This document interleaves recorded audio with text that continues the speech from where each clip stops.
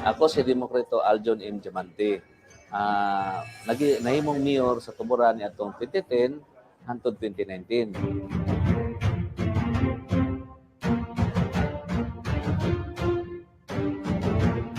Para namo nga taga-Tuburan, pride yun namo si General Arcadio Maxilom. Dili lang siyang pagka-leader, sa iyang pagka-teacher, kundi siya pagka-isog nga nakigisog para sa tinud-anay nga kagawasan nga ato ang ato ng taman karon.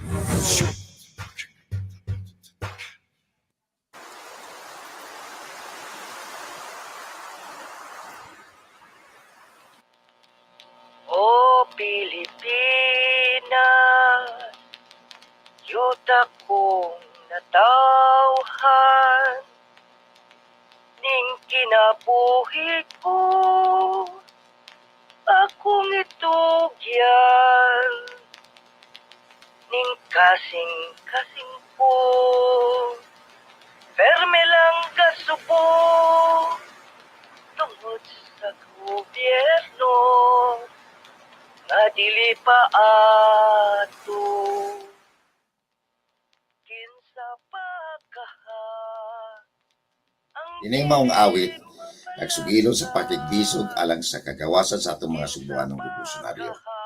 Ang sudlon maong ilang tinago nga kampo, patok sa mga sumasakop nga Katsila ug Amerikano. Naginaot ko nga ang atong mga batan karon, maminaw nini para ilang mangguhan nga ang ilang problema dili lang ilaha, kundi shared na problem kini. Diin ang hinahanglan og shared nga kasubaran alang sa kayuhan sa katilingbanong Pilipino. ngadto sa sudlon, dili kita mo oner, niya ng taong malupikon, na maoy nagbalikya sa atong nasyon. Oh, Pilipinas, yuta kong natawhan, ning kinabuhi ko, akong itugyan, ning kasing-kasing ko, pirmi lang gasubo, tungod sa gobyerno nga dili pa ato. Tala na mga igsuon, mamauli na kita nga to sa sudlon. Dili kita muner sa mga taong malupigon, nga maoy nagbaligya sa atong nasyon.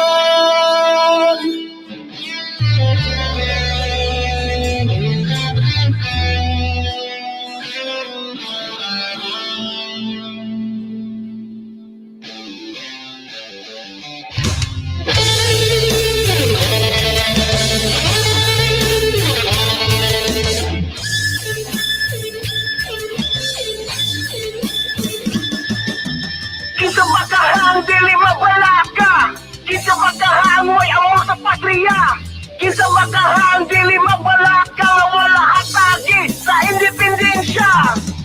Ning kasing-kasing ko, pirmi lang gasubo, tungod sa gobyerno nga dili pa ato. Tala na mga igsuon, mamauli na kita nga to sa sudlon. Dili kita muner sa mga taong malupigon, nga maoy nagbaligya, nga maoy nagbaligya. Tala na mga igsuon, mamauli na kita nga to sa sudlon. Dili kita muner sa mga taong malupigon, nga maoy nagbaligya sa atong nasyon. Dili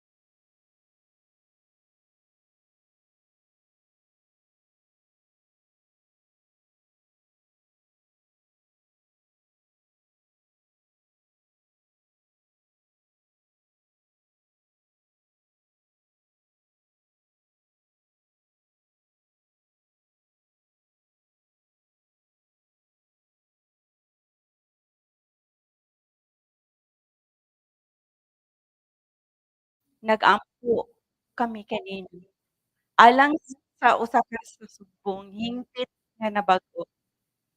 Ang sugbo nga sa mga bayani ginamgo, usa ka sugbo nga atong ikapasigarbo. Kami nag-aampo alang sa bag-ong sugbo, sugboanong pumalamat sa among mga kaagi. Nahiusang nagpanday pagkabot sa damgo, sa sugbong maisog, mauswagon ug gawasnon. Among mga pangandoy para sa matag bata, may pagkaon sa lamesa ug balay makatulgan. May bisting makahukay sa gabii nga matugnaw, giatiman ug bangga sa tibuok katilingban. Kami nag-aampo alang sa bag-ong sugbo, sugboanong gahugarbo sa among mga kaagi. Nahiusang nagpanday pagkabot sa damgo, sa sugbong maisog, mauswagon ug gawasnon. Please remain standing for the national anthem to be led by 𝐿𝐴𝐴 Children's Choir. We Cebuanos aspire to be worthy in following the path taken by our heroes in their fearless fight for a land whose sun and stars forever shine for justice, whose loving embrace is everyone's paradise. We strive to become a people who love our motherland in our every breath and with every drop of our blood, sweat, and tears.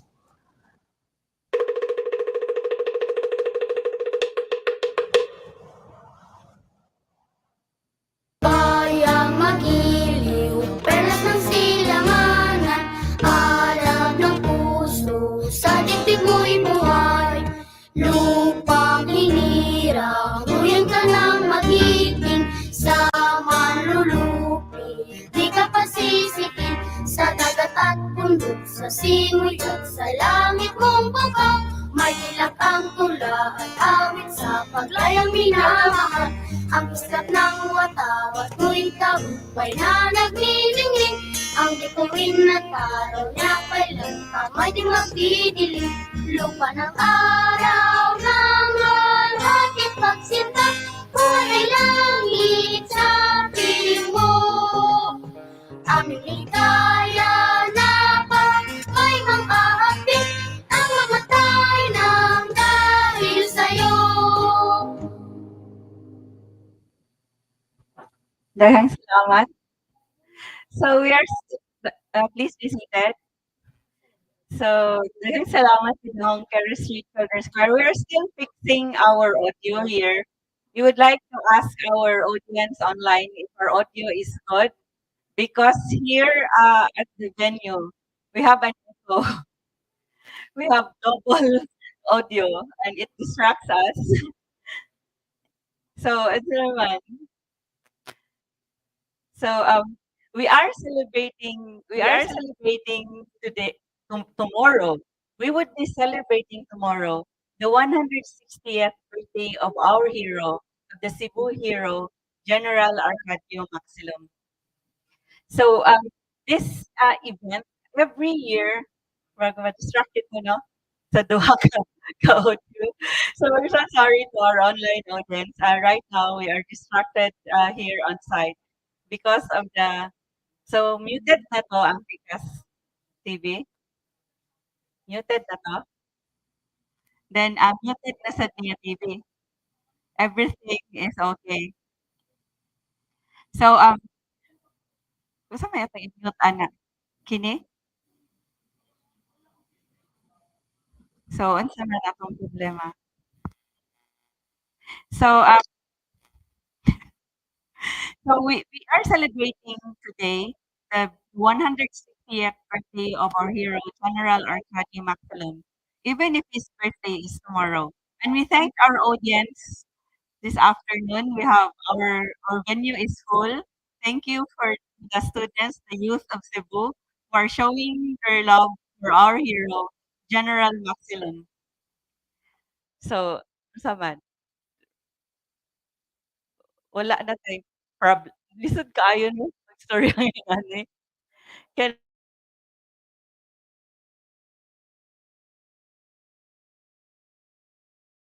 wala na okay na to. Oh, no.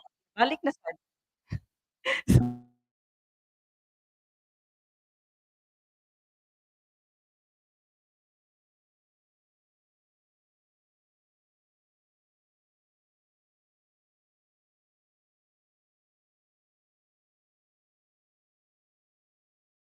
This afternoon, we would all know that General Maxilom is not just a street in uptown Cebu City.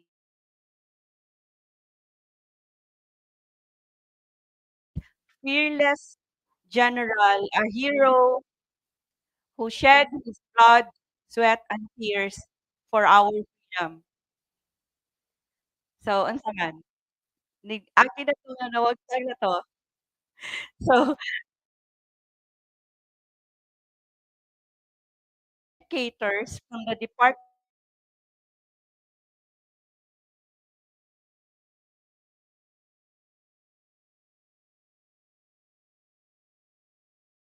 sending their love for our hero through these flowers that they are offering for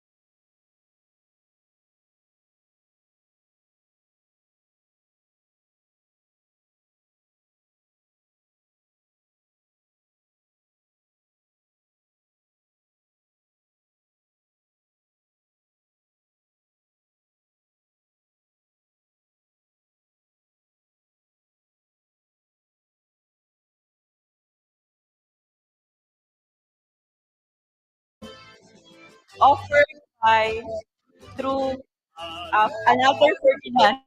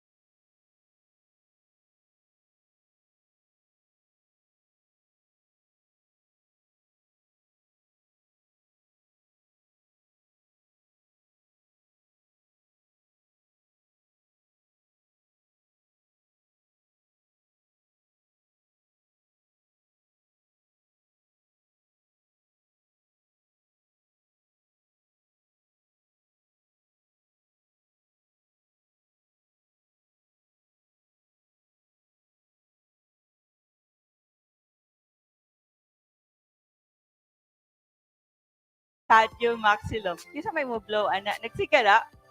So, ibutan na lang nato diri ang cake. So, happy birthday to General Maxilom. Mga auto sa cake, unya. Tablihan. Ato lang bahin-bahinon. So, dagang salamat to Ferdinand and to the Schools Division of Taguig City and Pateros for these beautiful flowers. We really feel your love. So we also would like to thank really the DepEd Taguig City and Pateros because they also sent flowers for the birthday of General Leon Kilat. Are they more Cebuano than us? So of course not. So we are all Filipinos and we love our heroes and we give honor to our heroes. Dagang salamat for being in solidarity with us in this birthday of our hero, General Maxilom. So, kisay ganahan magpa-picture diha. So, we have the sculpture of General Maxilom. So, you have seen it. It is this is we show the picture of the sculpture of General Maximum. So the sculpture of General Maximum. I guess there is feedback because am I near the speaker?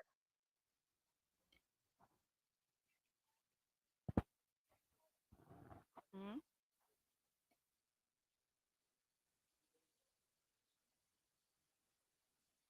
So kung na ako din na feedback.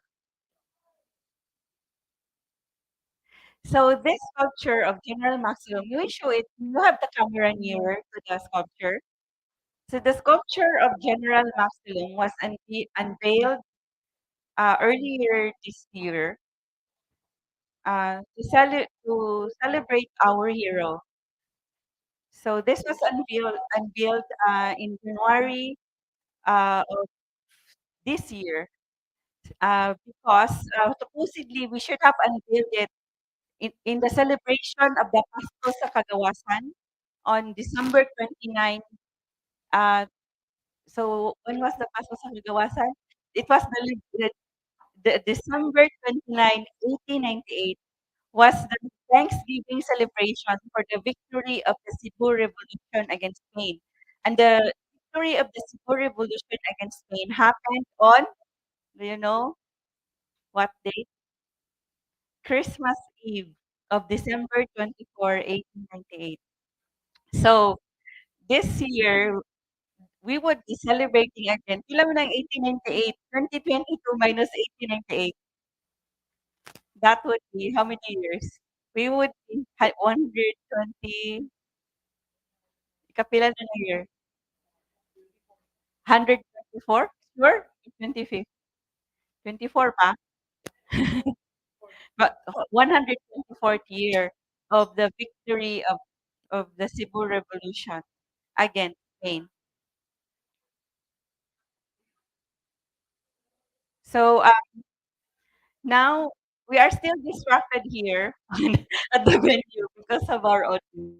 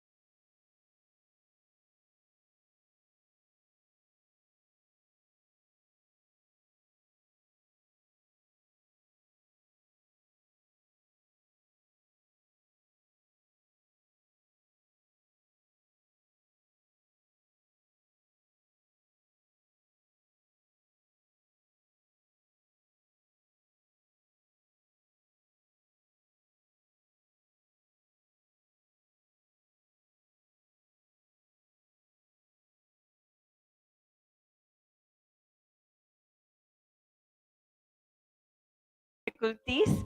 So we are now back. So we would like to have may we have the attendance sheet from our, and those online from the Talisay City College, please please comment on and everyone, please comment hashtag General Maxilom at 160. So, or you can also put hashtag 𝐤𝐴𝐴 so that you will be recognized. You would know that you are watching us. Please write the hashtag 𝐤𝐴𝐴 or General Maxilom at 160.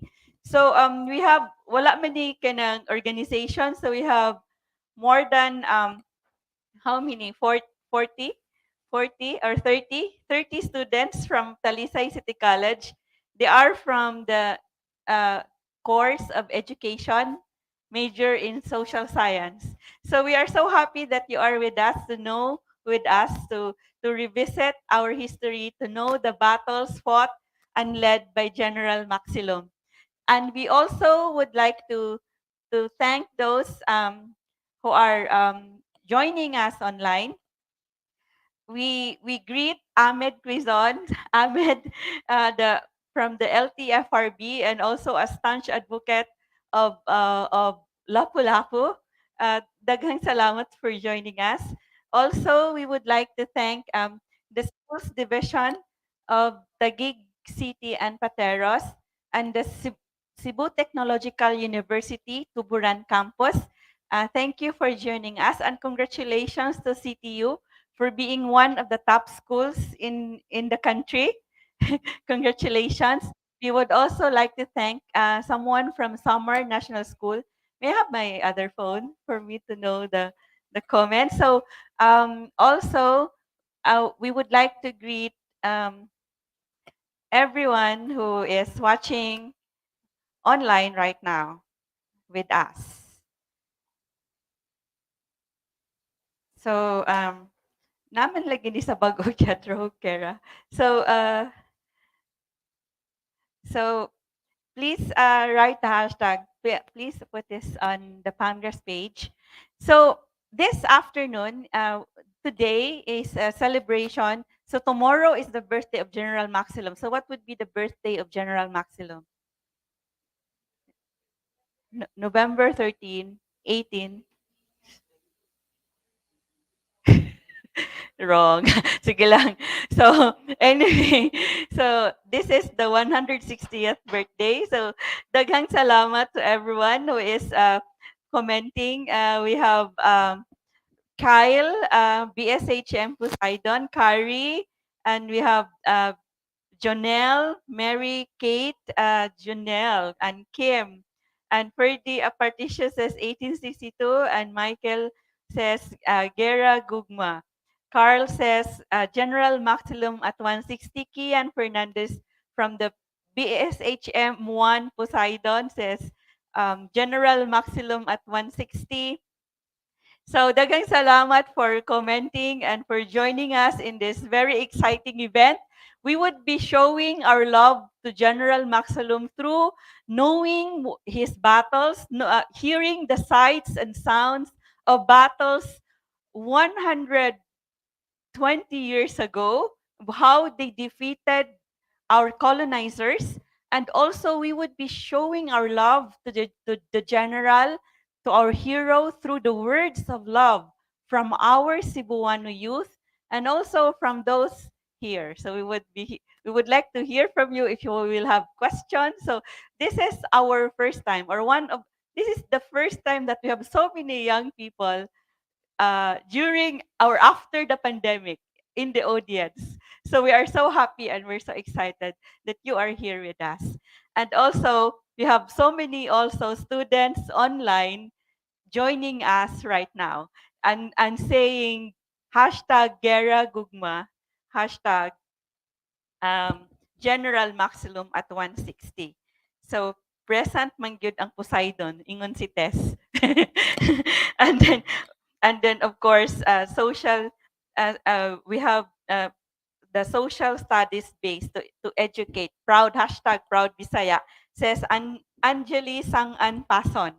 So this month is also the National Book Week.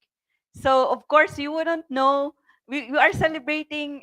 We would have the National Book Week at the last part of November. So we are celebrating also with books. Without books, you wouldn't know anything about our past or about life or anything about society if you don't have the books. So we are celebrating the books. Especially, I have books here with me. So so we have the books. That we a few of our references in our discussion this afternoon. So we have the Battle for Cebu. We have these arenas of conspiracy and rebellion in the late 19th century Philippines by Michael Collinane. So the Battle for Cebu is also by Michael Collinane, and also the book published by Pamgras, A Short History of Cebu, by Junicio C. And also another book also published by Pamgras, Leon Quilat, and the 1898 Cebu Revolution against Spain.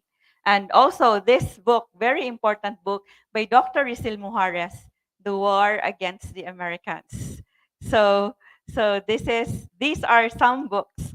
And we have this book also that we have not yet shown you, a book, a story written by Cebuano children. We had this workshop with children, and we discussed the story of our hero Leon Quilat, General Maxilom, and they made a creative a historical fiction. They had their imagination about the Battle of 3 de Abril and the 1898 Cebu Revolution, and they created this book illustrated by children and written by children. Si Leon Quilat ug ang Sigdin nga gisugilon sa mga Sugboanong bata.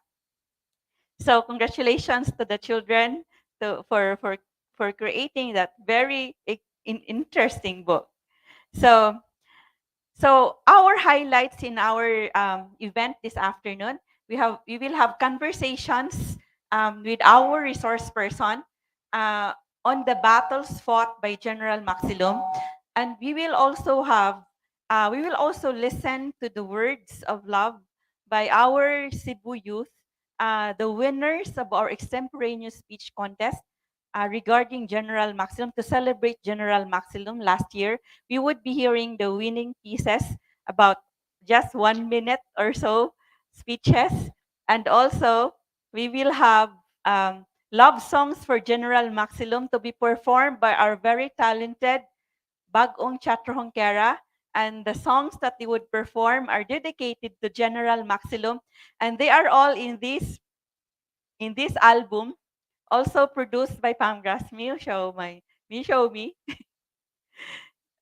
So this is 𝐵𝐴𝐿 album with songs of love, war, and history.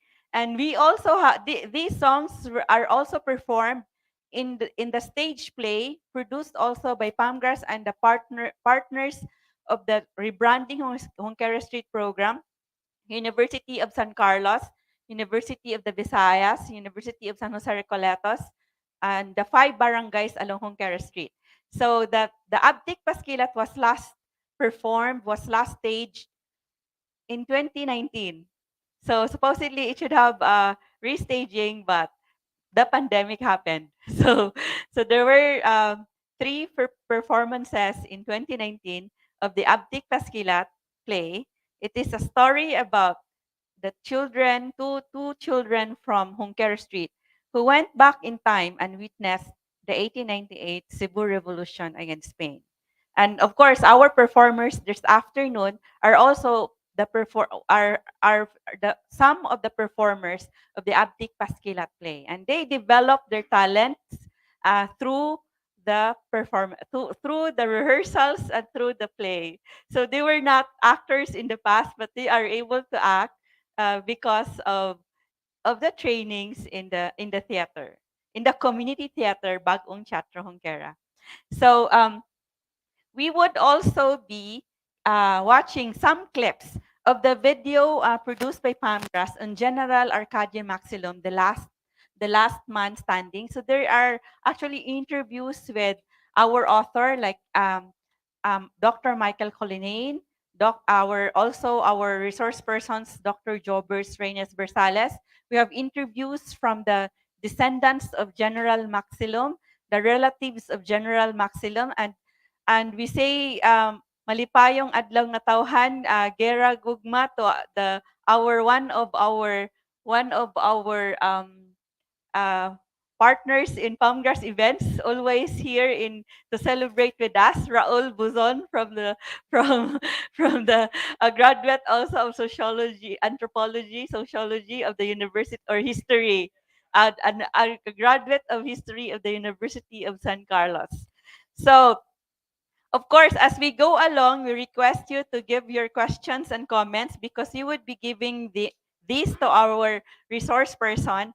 Aside from, we will have, of course, an open forum at the last part of our conversations. So while we will have conversations, so this is not the typical conversations or lecture that there would be a long talk. There would be this would be like a question and answer with our resource person. And by the way, thank you for joining us to our guest, a descendant of General Maxilom.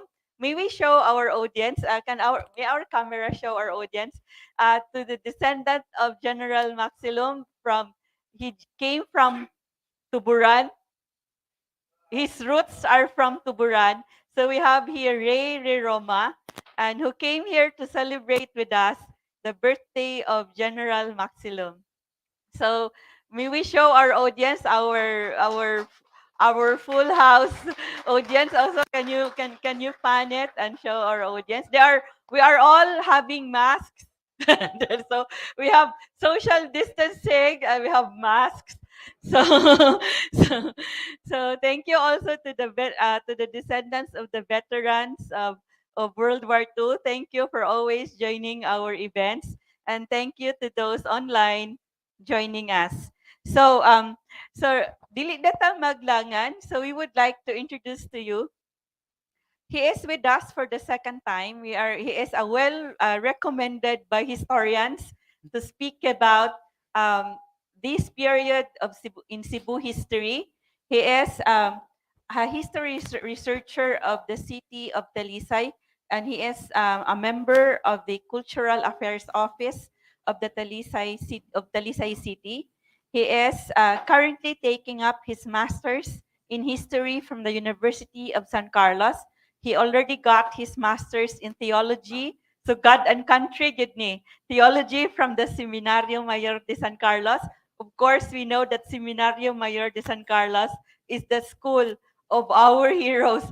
Most of our revolutionaries leaders in Cebu in 1898, the leaders of the revolution in Cebu, most of them, majority of them, studied at the Seminario Colegio de San Carlos.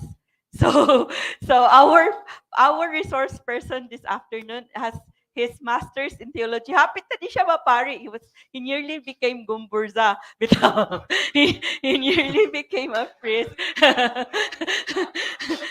Pero lahi ang nakagarote niya. So anyway, ayos ang saba diya palit na on na iyang audio, wala pa gali siya ma-introduce. So our panelist has masters in theology from the Seminario Mayor de San Carlos. He took up his philosophy in Christ the King Mission Seminary, and so we are delighted. It is our pleasure to introduce to you our resource person this afternoon to speak about the battles of General Maxilom. Please help me welcome Marben Bascon.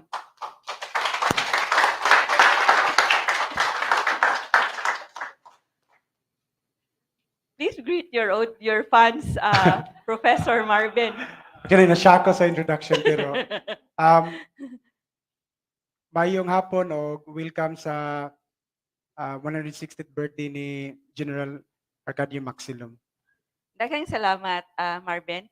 So we would be requesting you to give your comments at the comment section. But if you want to, for those on site, if you want to give your questions at the end of the conversations, it will also be okay. But you could also put your questions and comments at the comment section because we would be giving them these, your questions, and to our resource person as we go along. And then please be reminded that we will have a trivia quiz with exciting prizes at the end of this at the end of this at the end of the conversations. Before that, I guess na ako'y nalimtan. And then wala, there's a script. so so we would be inviting you to our upcoming events. We have more events this month. So we have next week. That's 7 days from now. We are continuing our time travel to our past. We would be knowing about the Moro resistance against Spanish colonialism. We would know about the Battle of Bangkusay, and there will also be a Moro warrior cosplay contest next week. That's 7 days from now. And we will have on site, one of our panelists would be on site, a senior researcher of the National Historical Commission of the Philippines, Ian Alfonso, will be here on site to join us. And also, we would be having a bigger venue because there are already confirmed students from the University of the Philippines, from the Cebu Normal University. What are the other schools that confirmed? As CNU and UP. UP. Mo confirm na rin ang Talisay City College. So there would be a discussion on the Moro resistance against Spanish colonialism next week, and we will have a video also about the context of the Moro raids, the baluartes.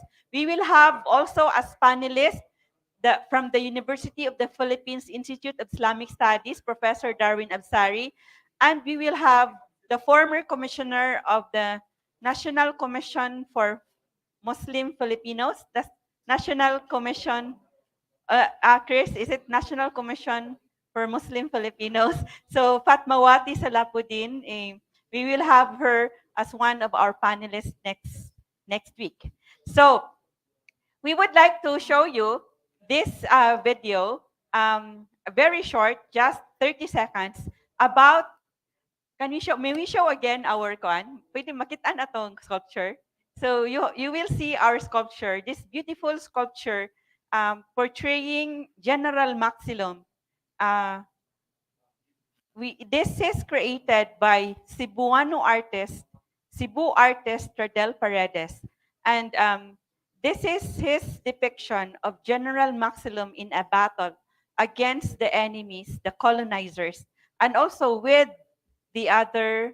So this is a wood relief art. So we would like to hear the words from our sculptor, Radel Paredes. He is also an instructor on Cebu Heritage for the Certificate of Cebu Heritage Studies in University of San Carlos. So let's listen to his words about this.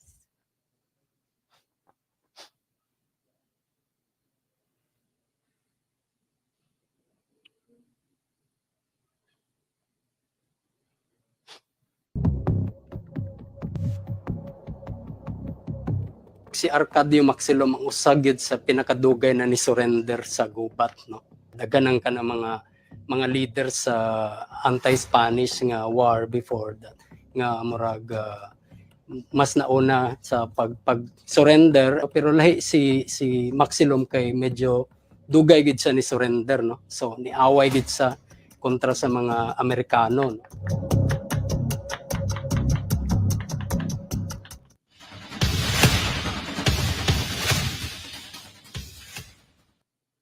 So, daghang salamat to Radel Paredes for the beautiful artwork and also for those words regarding General Maxilom.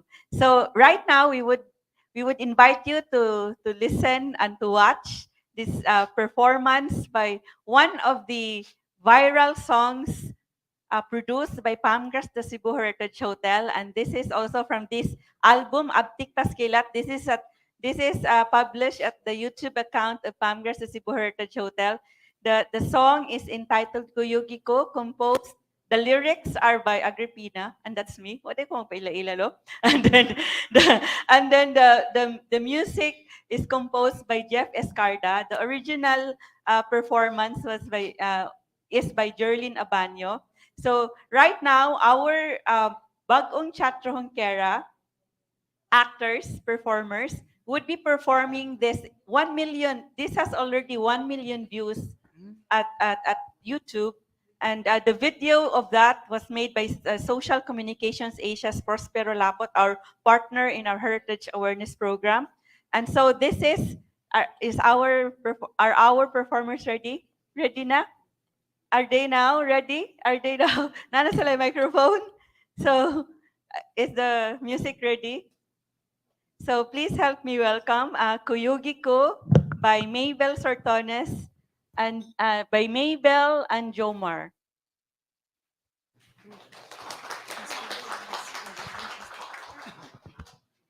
So,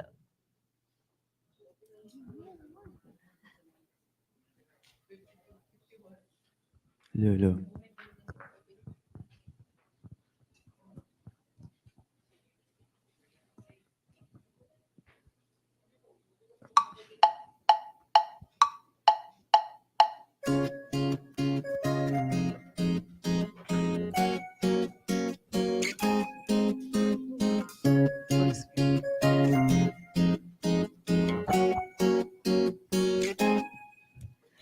Uy, kuyugi ko, nganong di man ka kuyugin ako, bisag dili ko gwapa, kahibalo ko, mo istorya sa kaagi sa una, sa mga bayani, nakigira lang para sa gugma. Isog mo dasma, anda mo away mamatay, ulipon sa gugma, gugmang giatay. Kuyog ilagi ko, di man ko mamugos, kuyog ang mukha ko sa kagahapon ni humabon. Kuyog ilagi ko, di man ko mamugos, kuyog ang mukha ko sa kalayo ni tupas. Andam tao pa ng Sugbo, para malingkawas, kuyog mo. Magkuyog na ta, pagdali na diha, ngano di ay, nganong di man kaganahan. Kupta na to, ang sundan nila pulapo, Leon Kilat, Flores o Arcadio. Isog mo dasma, andam mo away mamatay, ulipon sa gugma, gugmang giatay. Kuyog ilagi ko, di man ko mamugos, kuyog ang mukha ko sa kagahapon ni humabon. Kuyog ilagi ko, di man ko mamugos, kuyog ang mukha ko sa kalayo ni tupas. Andam daw pa ng Sugbo, para malingkawas, kuyog ni mo. Di ko ni mo kuyugan, Ano man? ingon tikag talawan. Di nakakatilaw sa humba o kinilaw. Kuyog ilagi ko, di man ko mamugos, kuyog ang mukha ko sa kagahapon ni humabon. Kuyog ilagi ko, di man ko mamugos, kuyog ang mukha ko sa kalayo ni tupas. Andam daw pa ng Sugbo, para malingkawas, kuyog nimo, kuyog nimo.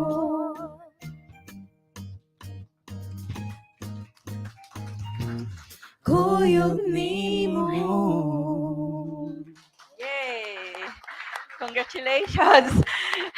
Congratulations for the very fun performance by our youth of the Bagong Chatrong Kera. So, kuyugi lagi ko. Kuyog lagi ta.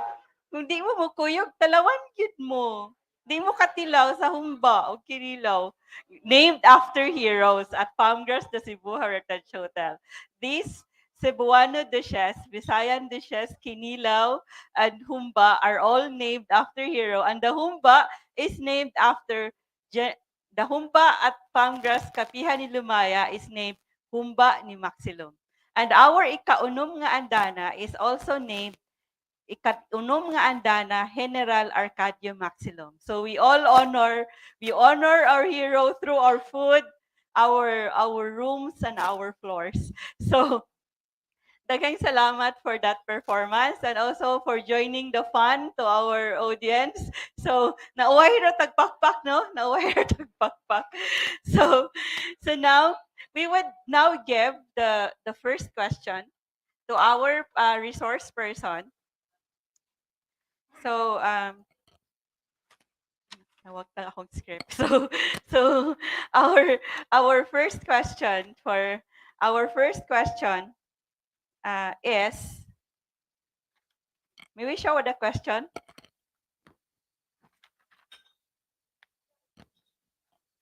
So we would like to ask our resource person regarding the participation of General Maxilom in the 1898 Cebu Revolution against Spain. So this is for our resource person, Marben Bascon. Hello. Yes. Okay, so sa dili pa nako tubago ng pangutana, so maayong hapon kaninyong tanan sa mga nagtan-aw online o sa mga ni-attend physically. So Arcadio Maxilom was one of the original member of the Katipunan when Luis Flores had recruited a number of Cebuanos in 1898. But we have to understand that Maxilom joined the Katipunan in Cebu City after the invitation of Luis Flores, who was then organizing the clandestine organization, although he was the Kapitan Municipal of Tuburan. So remember, the term Kapitan de Municipal was a political term during the Spanish period. It refers to the highest political office that the Filipinos acquired during the Spanish period. But according to the writings of Michael Colonnane, is a number of political elite of the town, in the towns of Cebu, actually joined the revolutions. And one of those who joined the revolution was no other than Arcadio Maxilom from Tuburan. So when Arcadio Maxilom joined the revolution in Cebu City, there were a lot of speculation why there were a lot of speculations why a member of a privileged class joined the revolution. After all, they were all part of the privileged member of the society. Of course, there were three important reasons why Arcadio Maxilom joined the revolution. One of these three important reasons was for the love of the love of the country. Although they were member of the privileged class, they feel a sense of disconnection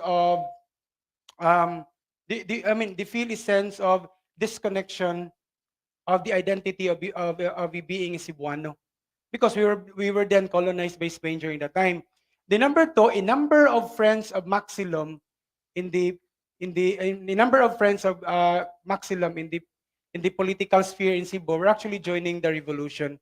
And number three, which I do not know if the Toboranon really knew this story, that there was a political conflict between the Tabo-Tabos and the Maxilom in Tuburan, because during the time, only two political clans in Tuburan were fighting for political supremacy. We have the Tabo-Tabo and then the Maxilom. But the Tabo-Tabo were more loyal to Spain compared to the Maxilom. And I think that the three reasons taken from that political cue was that even though they were privileged, but it seems that the Tabo-Tabo were more privileged under the Spanish rule because they were more loyal to Spain. So because they were more loyal to Spain. So when when General Luis Flores had asked for when General Flores asked his friends from Tuburan, from Toledo, from Talisay, if anyone were willing to join the clandestine organization. So when we speak about clandestine organization, we have to understand that during that time, the Katipunan was still on the verge of underground movement. So they were not yet discovered. Although in 1896, the Katipunan was already discovered, but in Cebu, as early as 1896 to 1898,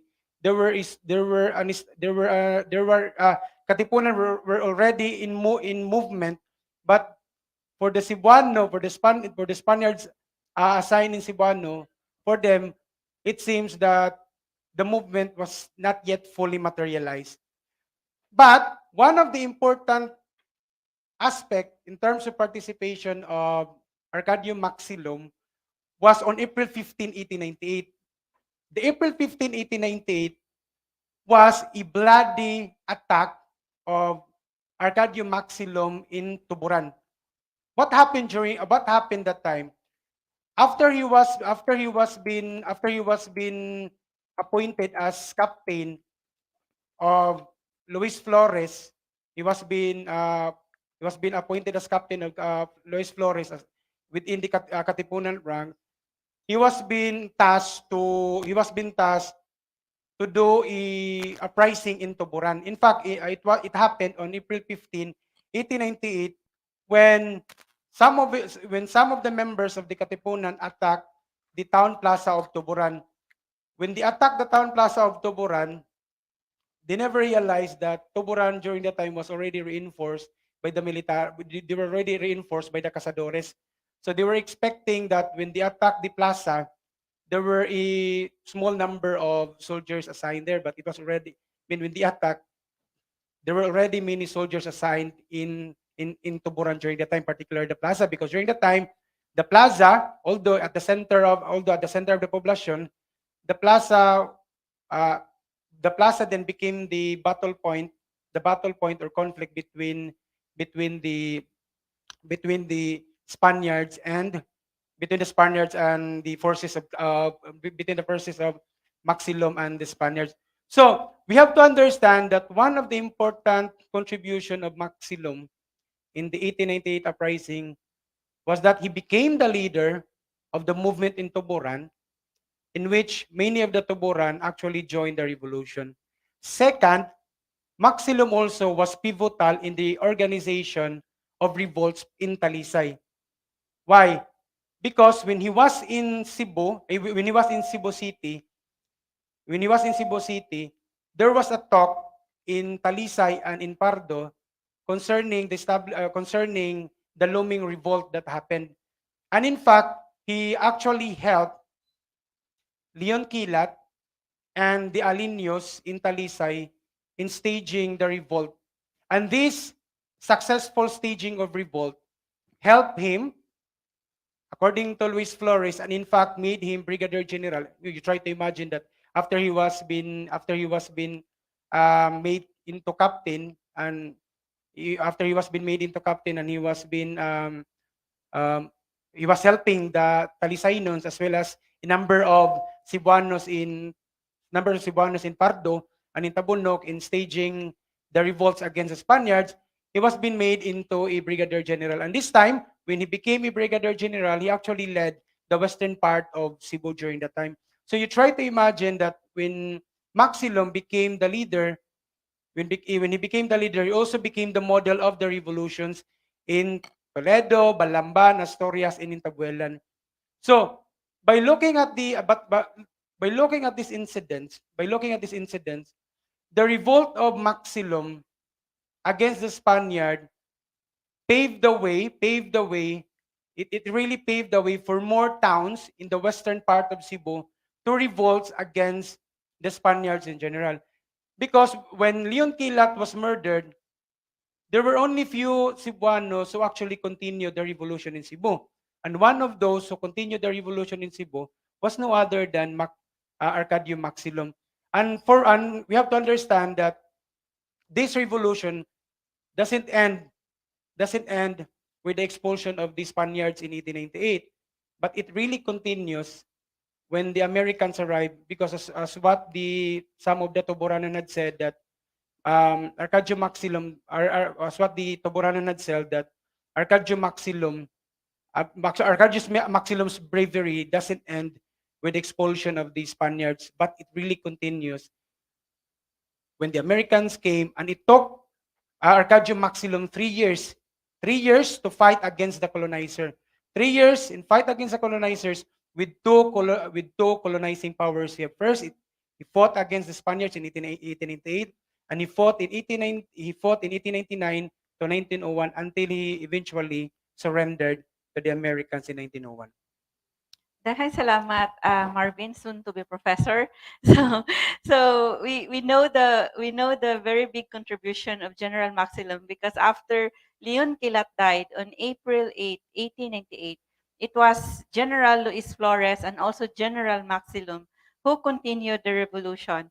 When Leon Quilat already died, they had to regroup because they won in the Battle of 3 de Abril. So they won in the Battle of 3 de Abril. There were more than 2,000 Cebuanos who wanted to join the Katipuna, the Manggugubot. So Leon Quilat was a Katipunero, and most of them wanted to be at the side of most of the Cebuanos wanted to be at the side of the revolution, and they were recruited to the organization fighting against Spain. But then, after April 3, so when was the reinforcements of the Spaniards? The Spaniards sent the reinforcements on April 7. And then dili na makaya sa the Visidora and ang anting-anting could no longer withstand the bullets and the cannons of the Spaniards. So they had to go to the mountains. Leon Quilat went to Carcar. He was murdered in Carcar. He was betrayed in Carcar. And it was General Luis Flores and General Arcadio Maxilom who continued the leading the revolution after Leon Quilat died. So thank you very much, Professor, soon to be Professor Marvin. So for sharing with us. Actually, it is my first time to know that General Maxilom or Arcadio Maxilom helped in the battle in Talisay. Yeah. Because in the past, he was not mentioned to be working with the Aliños before April 3. So it was mentioned that we were actually talking. There was a meeting at the house of Isidro Gibelondo, a major meeting. So Isidro Gibelondo is an ancestor of the owners of Palmgrass, the Cebu Heritage Hotel. So there was a major meeting in Isidro Gibelondo's house to elect the officers of the organization fighting against Spain, and they planned also that the uprising would already be starting the next day, that's April 3, instead of on Good Friday. So Maxilom was in that meeting, and he was appointed to be the leader of the revolutionaries in Tuburan. Yes. So it's just now that I learned that he was also working with, so after sa meeting, diretso na dahil siya sa Talisay, paspasa, abtik paskilat. So we have another abtik paskilat. Yeah, actually, when there was a looming revolt by the Talisay noon, it was in the house of Martin Cabuenas in Poblacion at the back of the old municipio, which was now the which is now, that place was the HM department that was formerly the Spanish municipio. At the back of the Spanish municipio was the house of Cabeza Martin Cabuenas, who then became the leader of the revolution. It was in the house of Martin Cabuenas, together with Leon Quilat and Maxilom and other members of the revolutions from Tabunok and Pardo, that the decisions to revolt on April 2, because the idea really was that there will be a simultaneous revolution in April 3. But it seems that Talisay noon were more excited, So more excited, so they actually attacked on April 2. That was a day before, on April 3, in which the revolution started in Talisay. But the revolution started in Talisay with the help and planning of Maxilom, Leon Quilat, and other leaders of the The revolutionary. Aliños. And the Aliños, of course, and Cabuenas. Yes. So, aptik paskilat sila. So, nag-una gid sila, di kapuga, di na gid mapugnan, kapugnan pa'y baha nung ka sa gira. Gugma. O gugma sa nasod. Gugma sa Sugbo. So we would like to, thank you very much. So we would like to show this video. So we have an interview with one of the authors of these books, Dr. Michael Colonnade. May we show ahead this how Maxilom started joining how he was able to join the Kagubot sa Sugbo, how he came to Cebu from Tuburan.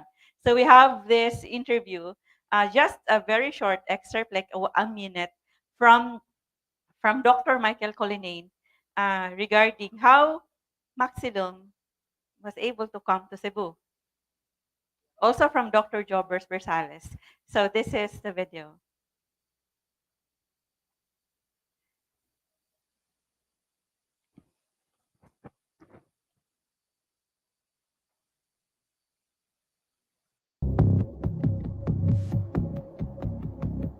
It starts with an increasingly important town on the northwest coast of Cebu. Many people are competing for the land in that area, and the most prominent landowners in Tuburan were the Maxilom family and the 𝐷𝗶𝗶𝗵𝗵 family. These two families are now connected, and that Fausto 𝐷𝗶𝗶𝗵𝗵, the contrabida of Arcadio Maxilom, they're actually stepbrothers. What brought Arcadio to Cebu City and to San Nicolas, and that was, of course, after the 𝐷𝗶𝗶𝗵𝗵 family began to take over the politics of Tuburan.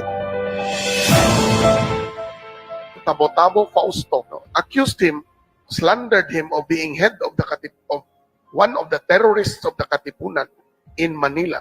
He decided to leave his family and move to San Nicolas. Maxilom's educational level was much less. We realized that he worked closely with the parish priest of Tuburan, a man named Father Mauricio Esmero. Esmero was very influential in teaching Spanish to Arcadio Maxilom, so he was educated locally. He is a leader from the town of Tuburan who comes to the city of Cebu towards the end of the 19th century. And in San Nicolas is where he met many of the people who were later involved in ang Kagubot sa Sugbo in April of 1898. He lived there, he met and worked with Luis Flores, Candido Padilla, all of the major leaders of the ang Kagubot in April of 1898, in that spot where he became and emerged as a leader. So daghang salamat for that excerpt of the interviews we had with our resource persons. So now we would like you to listen to these words from our winning speech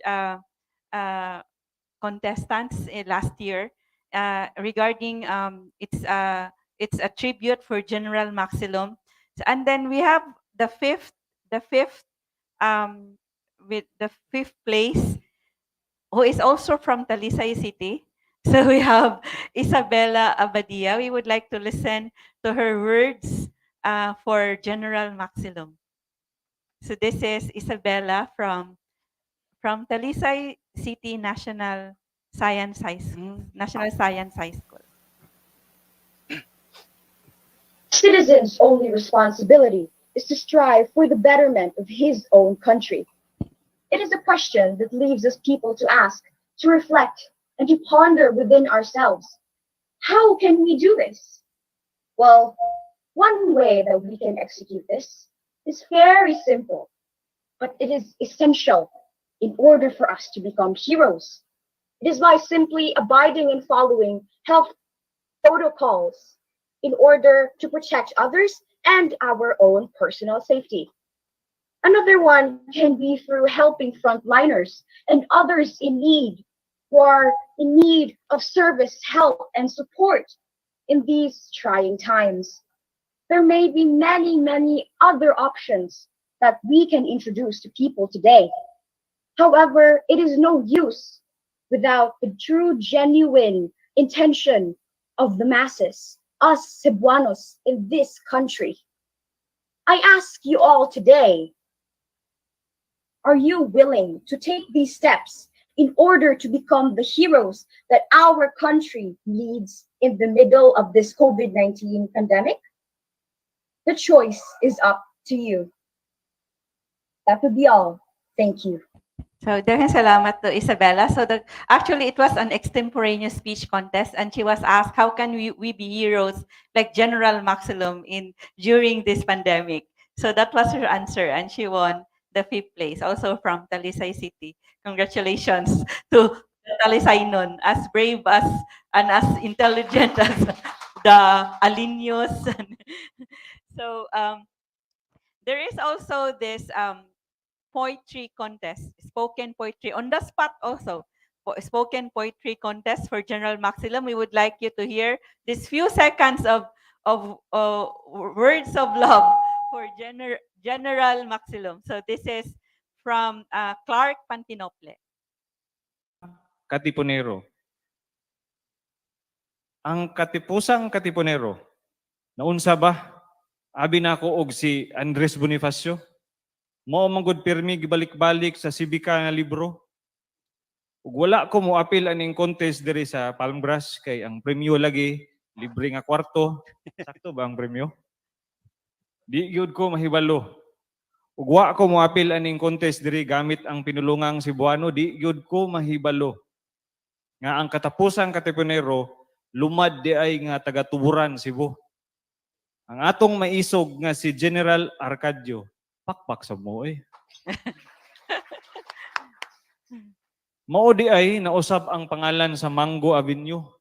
Pahinungod di ay sa kaisog ni General Arcadio. Unsa ba? Lahi manggod nga general akong namatan og nailhan samtang gadako ko diri sa Sugbo. Ganahan mo mahibalo? Ganahan mo mahibalo kung kung kinsa ang general nga akong mahinumduman diri sa Sugbo? Wala may matubag. General Milling sa Lapu-Lapu. Pasensya lang ko ninyo kung mao na akong kaalam og kahibalo. Mao nga nakurat ug mabahitas-on ako nga Cebuano. Samtang gabasa ko sa kaagi ni General Kadyo. Way kurat gayud nga revolusyonaryo. Matuod gayud iyang tumong para sa kaayuhan sa mga Cebuano ug Pilipino. Liman ka sa panahon kaniadto. Wala pa ko'y red horse ug binukulapo. Pero kung makikumbati ning atong general sa Sugbo, batok sa mga Kastila o Amerikano, murag yung si Rambo. Gubat sa 3 de Abril, gira dito sa Pardo, way paglubad ang kaisog ning atong idolo sa Sugbo. Mitahan na lang si Aguinaldo, mitahan na lang si Climaco. Pero, pabilin gihapong nagbarog ang atong lideratong si General Arcadio. Liman kag, atong namatay siya, balig 4 ka kilometro kuno ang mga tao nga midangop ug mihatod kaniya sa minteryo. Imagina, taas pa nas isumpay nimo ang Iscario, Mango ug Jones Avenue. Pinakataas ug pinakadaghang tawo sa kasaysayan sa Pilipino. Malipayong adlaw di ay kanimo, Lodi, General Arcadio. Na proud kog kalit nga Cebuano tungod nimo.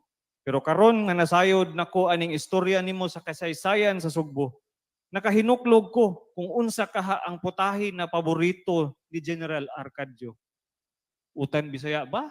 Kaldereta o adobo? Mao na ingon nga wa gyud ta makabalo kay wala man na apil sa libro. Ato lang gud na ipabilin nga misteryo. Salamat kaayo ninyo. Congratulations to Clark for the fun spoken poetry. So he said he didn't know about General Maxilom until he joined the contest so that he will have a room for a hero.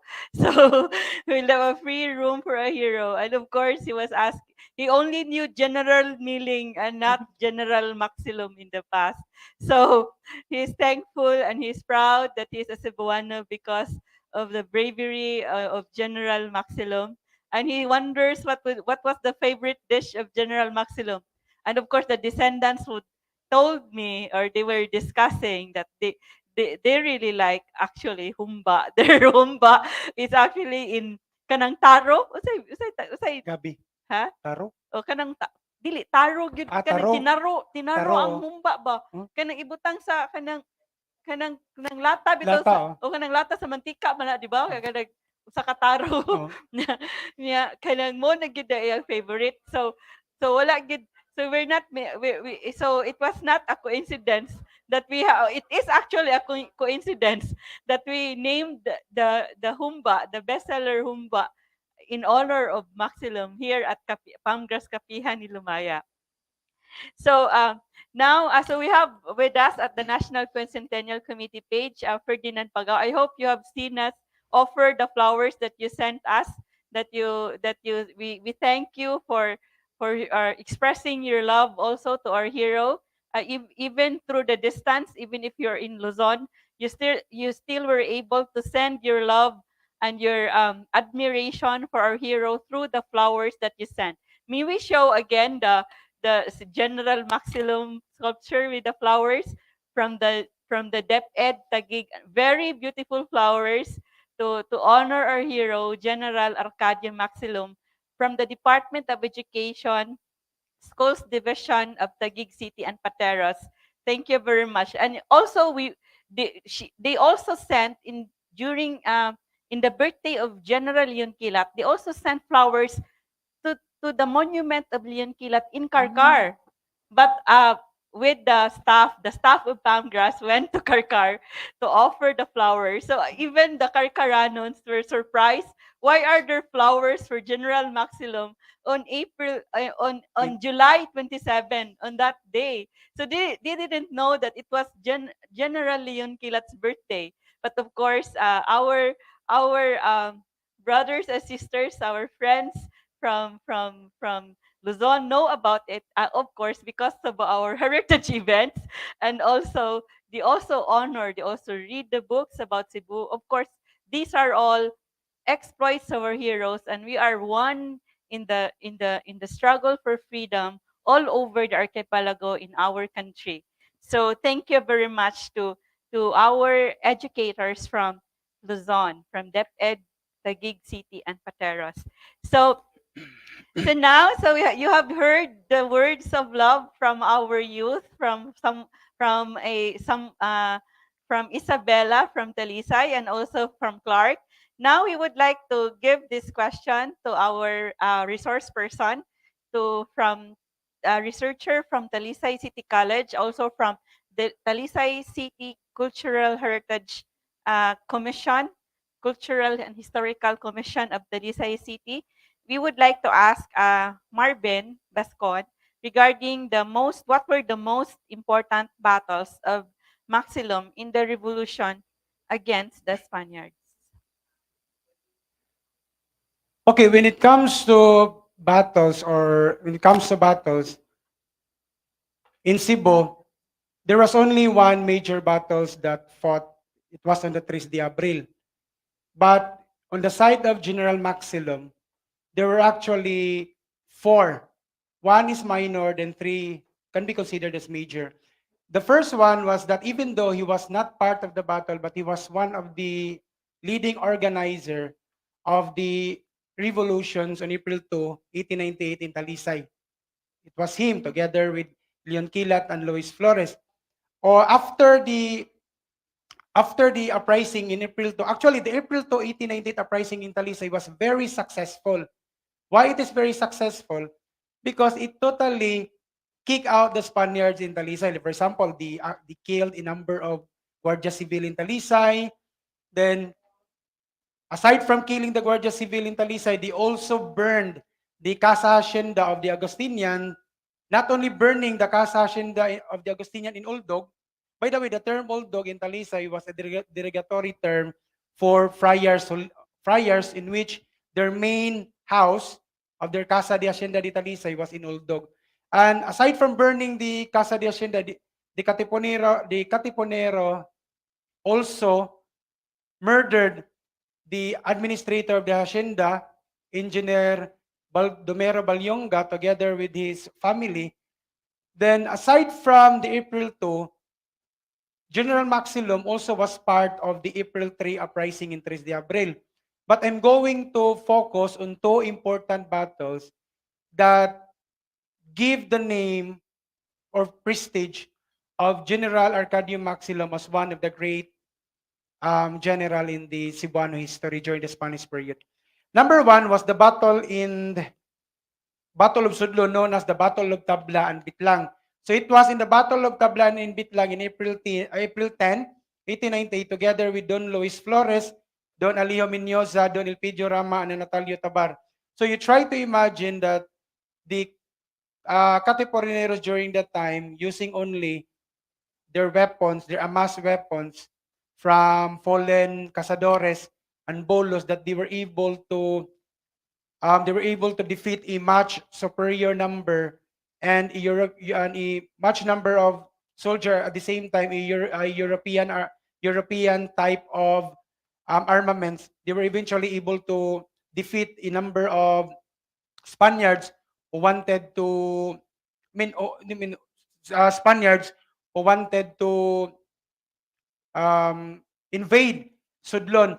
Aside from Sudlon, from April 10, 1898, the Battle of Tuburan in April 15, 1898 can be considered as the greatest battle of Arcadio Maxilom because it really happened in the very hometown of Arcadio Maxilom. But the story in the Battle of Tuburan was a different story from a successful uprising in Talisay on April 2, 1898, because what happened on April 15, 1898 was the opposite. If Talisay was successful, Tuburan battle was never been successful, because what happened on April 15, 1898, as what I have said, Arcadio Maxilom never realized that Tuburan was already reinforced by the navy of the 73rd Cazadores. So the Plaza of Tuburan was already stationed by the soldiers of the Spanish Navy.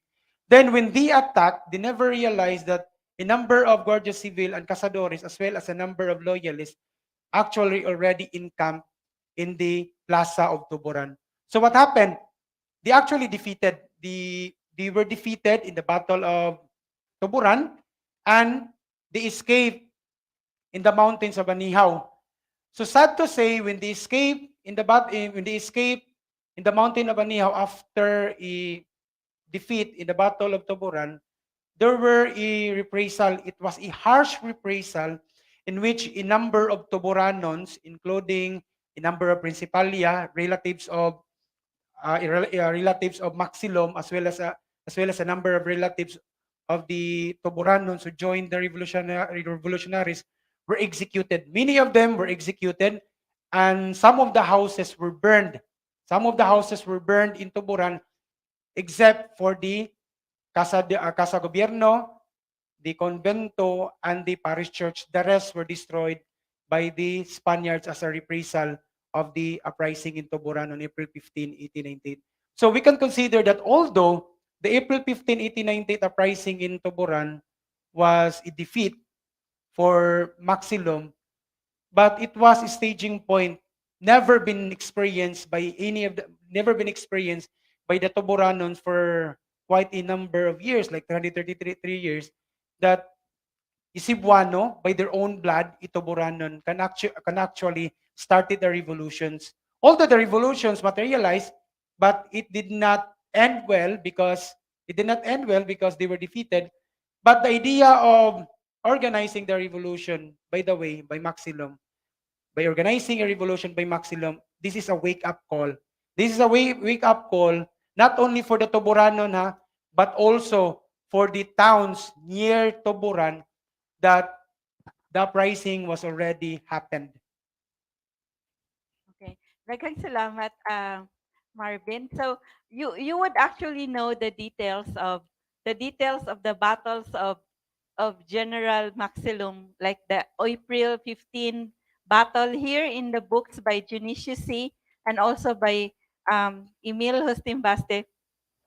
Di ko kakibaw sa dire. so these are the books that mentions in details and that narrates. It's just like actually if you would read the battles, it's just like you're watching a movie, like with that battle of Bitlang Hill, or how they defeated the Spaniards who went up, who tried to um to to defeat them in their headquarters. So they were able to defeat them in the Battle of Bitlang Hill. And also in that Battle of Tuburan, so there were actually two ships. Yeah. There were two boats, there were two gunboats that Yes. attacked Tuburan. The first gunboat was actually defeated by the Tuburanons. They were able to defeat The first the landing. Yeah, the yes, first landing. But the second landing, because of the reinforcement of the Navy gun, they were actually driven out. the gunboat of the Spaniards first uh, bombarded them with bullets Yes. and cannons before they disembarked. Yes. So they adjusted their tactics because they already knew that there were already many Spanish forces that were killed by the Manggugubot, the Tuburanons. So for the second gunboat, so they were actually, so they had no choice. So the enemies have already adjusted to the tactics of the Tuburan revolutionaries. So the Tuburan revolutionaries went up the mountain of Anihaw, and that was where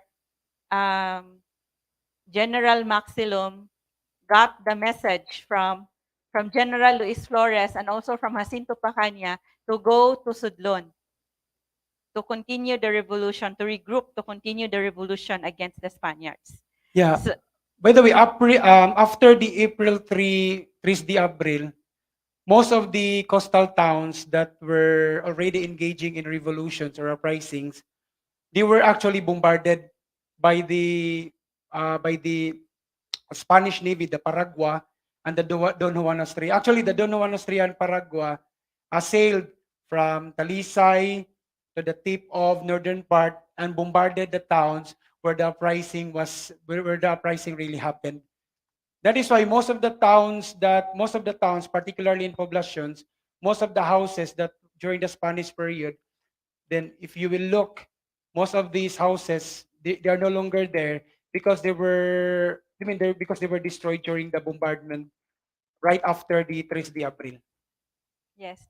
So now we would like to announce that we have the DepEd Taguig City and Patero sent a message that they would like to add prizes. They would contribute, they would sponsor more prizes for the trivia quiz winners. So aside from what Palmgrass would give to the winners, they would like to give humba ni Maxilom and the free breakfast buffet at Palmgrass de Cebu Heritage Hotel. Do you have a picture of our breakfast buffet that says, "Start your hot and yummy mornings with me"? with the breakfast buffet. So, kuyugi ko mag-breakfast kay makigera na ta. Joke. so, so, so aside from the breakfast buffet, there is also the free humba ni Maxilom that the DepEd, Taguig City and Pateros would like to give to the trivia quiz winners. So for all the three winners, okay, there are three questions. Everyone would get a free breakfast buffet and humba ni Maxilom for those who would like to eat pork. so so are you excited to be the winner so this is the breakfast buffet. Start your hot and yummy mornings with me. So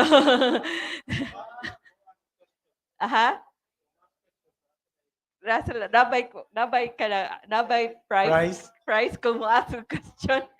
In the past, actually, when we started our online event on April 3, 2020, because no one would ask a question, I would say, we would give an overnight stay for the one who would ask a question.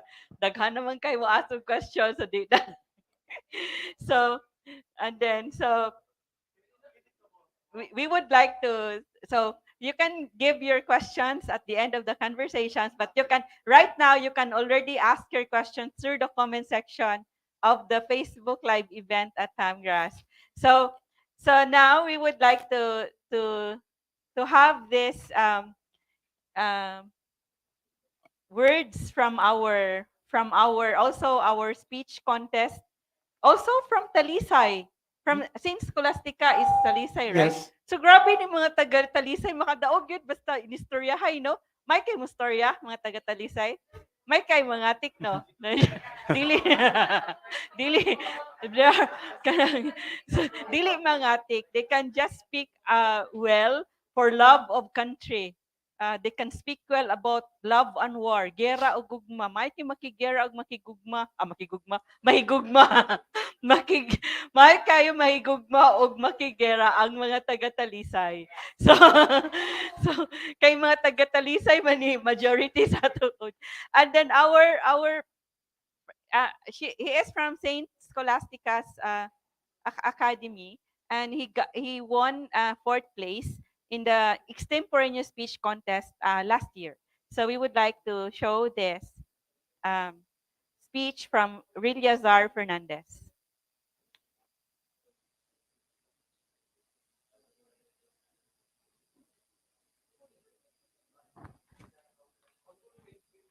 So this is what does a person need to be killed to be a hero? Good afternoon. Now, from what I believe, no. A person does not need to be killed in battle or war in order to be a hero. Because for me, death does not define heroism. Now, there are certain qualities, a lot more simple, and they don't include death in order to become a hero. Much more so a modern-day hero. First of all, we start with audacity, inspiration, that's courage, to strive, move on, fight all the battles in front of you. Second, there is tambayayong. In a simple sense, we can call this bayanihan, the ability to help those around us while also helping ourselves. Third is what we call pagpaningkamot, or should I say initiative. It's the initiative to persevere on all the challenges that you can face. It's to go past what you're expected of. It's to last at least a minute longer. In every single case that you find to be dangerous or negative. Now, I ask you this. What does heroism mean? In a simple sense, heroism is known for the sincerity of our hearts, the fortitude of our spirits, and the ability to love, all of which combine to create something phenomenal. Having the noble cause, dedicating what little we have for the greater good of those around us. With these simple acts, don't you think that we as everyday Cebuanos can consider ourselves to be modern-day heroes? Do you think we have to die for our countries for this? My friends, I'm looking forward to the fact that all of us can be the hero that this country needs. Are you ready? Thank you. Congratulations and thank you to Rilliazar for his insights on how can you be a hero. So you need to love, you have to work with people, and to think first of others before yourself. So daghang salamat for that, Rilliazar. So we would like you to also to listen to this performance of a song, also from the Abtik Paskilat album. This is a song about the children, and then what would our heroes think if they saw the street children in Colon? So this will be performed. We would like to welcome once again our performers from the Bagong Teatro Junquera to perform Batang Colon. So Batang Colon is the lyrics are written by Agripina, and also a viral flip top performer, Acer. He is a rapper. He made the rap part of this song. So this is Batang Colon.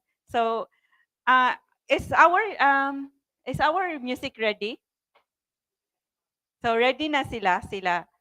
We would like to welcome once again Maybell and Jomar. Na sila? Wala pa? So before that, we would like, while they're preparing, we would like to show you this video about what was the childhood and family life of General Maxilom. Are you interested to know?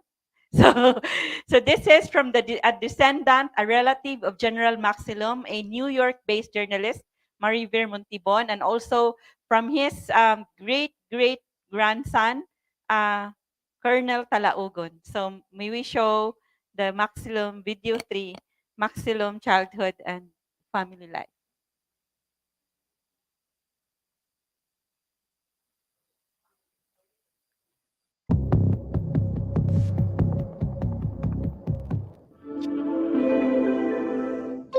Si Arcadio was a natural leader. Kanang magdula ang mga bata, silang mga bata, mo organize dayon na siya.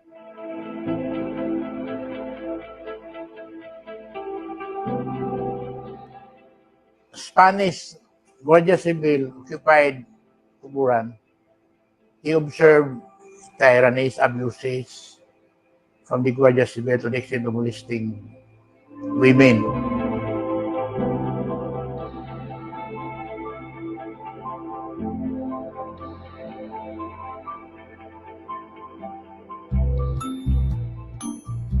Arcadio, he was a very brave general. Pero pag abot na gani sa family life, pag abot na sa asawa, mahadlok na siya. He was considered under the saya.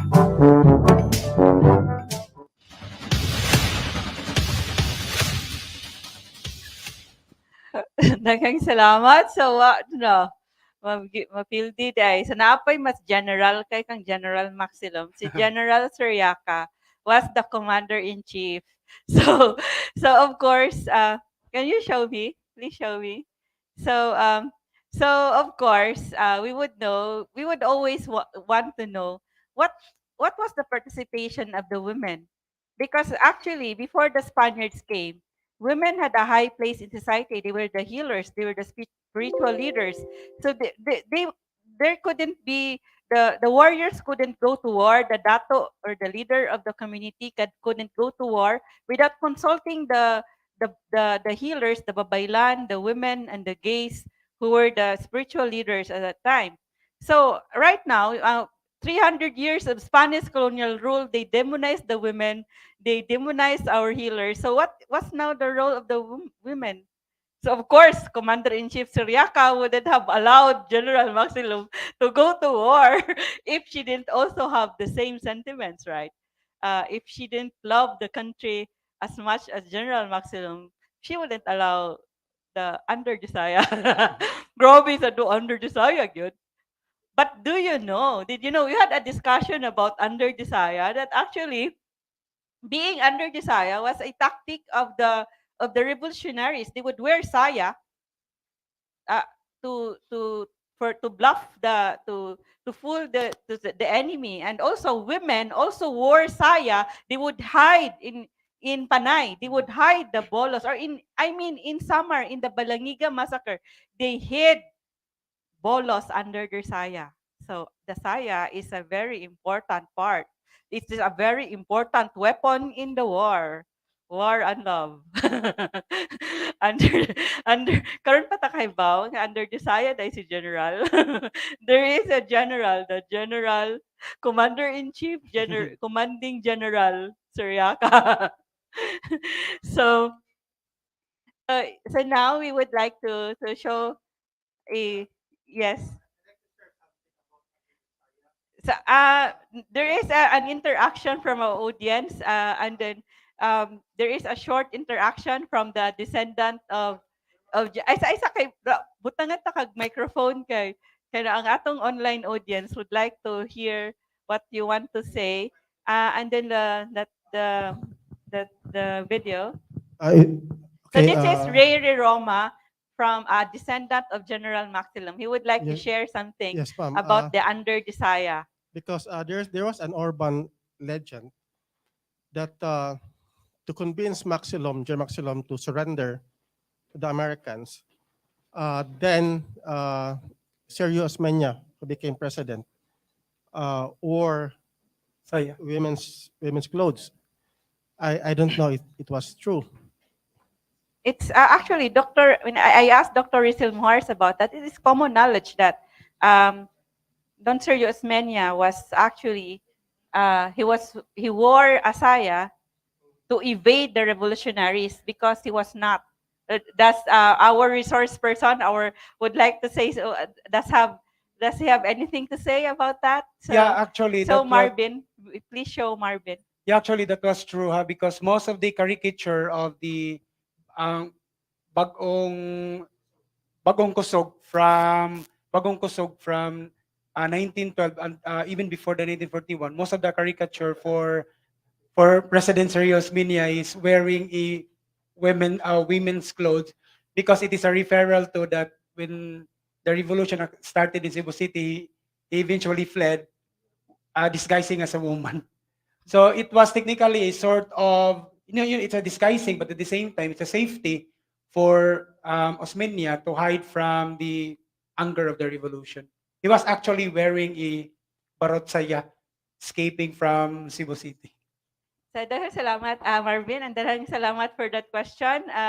So it's not related to General Maxilom. So anyway, it's related because it was, you said there was a talk about Osmeña convincing Maxilom to surrender.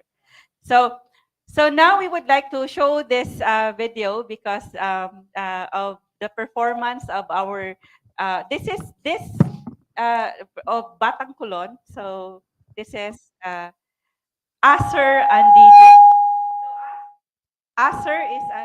Acer is an award-winning, a viral flip-top rapper. And then DJ is a karate black belter, and she is also a beauty stylist and also a singer. So both of them actually won the grand prize for another song, the Hugot Pasuot, that you would hear after at the end part of this program. So this is Batang Kulon.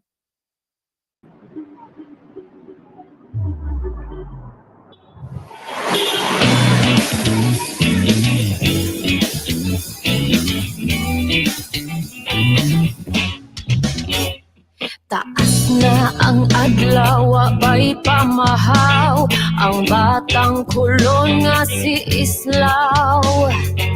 Way sudang baso sa sinsilyo, wapay ni hagbong bisan piso. Si Islaw nagtanaw sa restauran, mga customer daghag sudan. Samtang si Islaw, laway gitulon, ang uban giusikan ang gikaon. Unang bayaning silyon kilat, malipay baka ha siyang makakita. Mga pamilya sa dalan raman, higda, bisag tugnaw, uwan unos ug baha.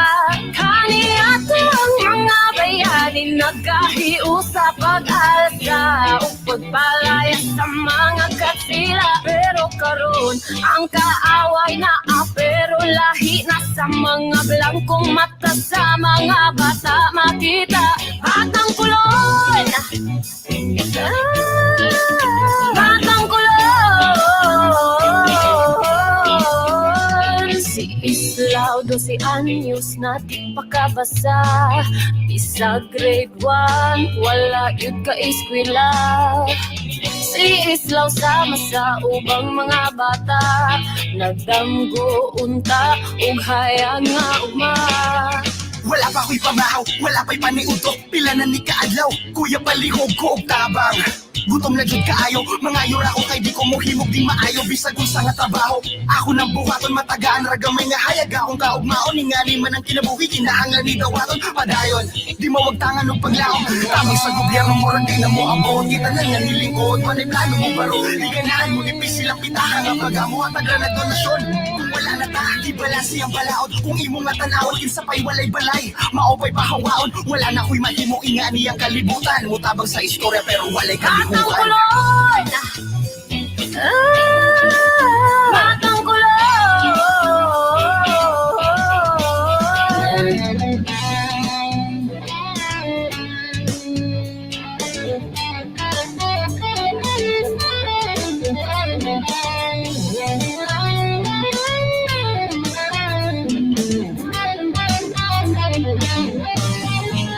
Mga pamilyang sa dalan ramang higa, bisag tugnaw, uwan unos, o baka. Kani ato ang mga bayaning nagkahiusa pag-asa o pagpalaya sa mga katsila. Pero karon ang kaaway na pero lahi na sa mga blangkong mata, sa mga bata makita. Batang kulong, wala pa ko'y panahaw, wala pa'y paniuto. Pila na ni kaadlaw, kuya palihog ko og tabang. Gutom na jud kaayo, mga yura ko kay di ko mohimog di maayo. Bisag kung sa natabaho, ako nang buhaton matagaan. Ragamay nga hayaga o kaugmao, ninganin man ang kinabuhi. Kinahanglan ni dawaton, padayon di mo wagtagan ng paglaon.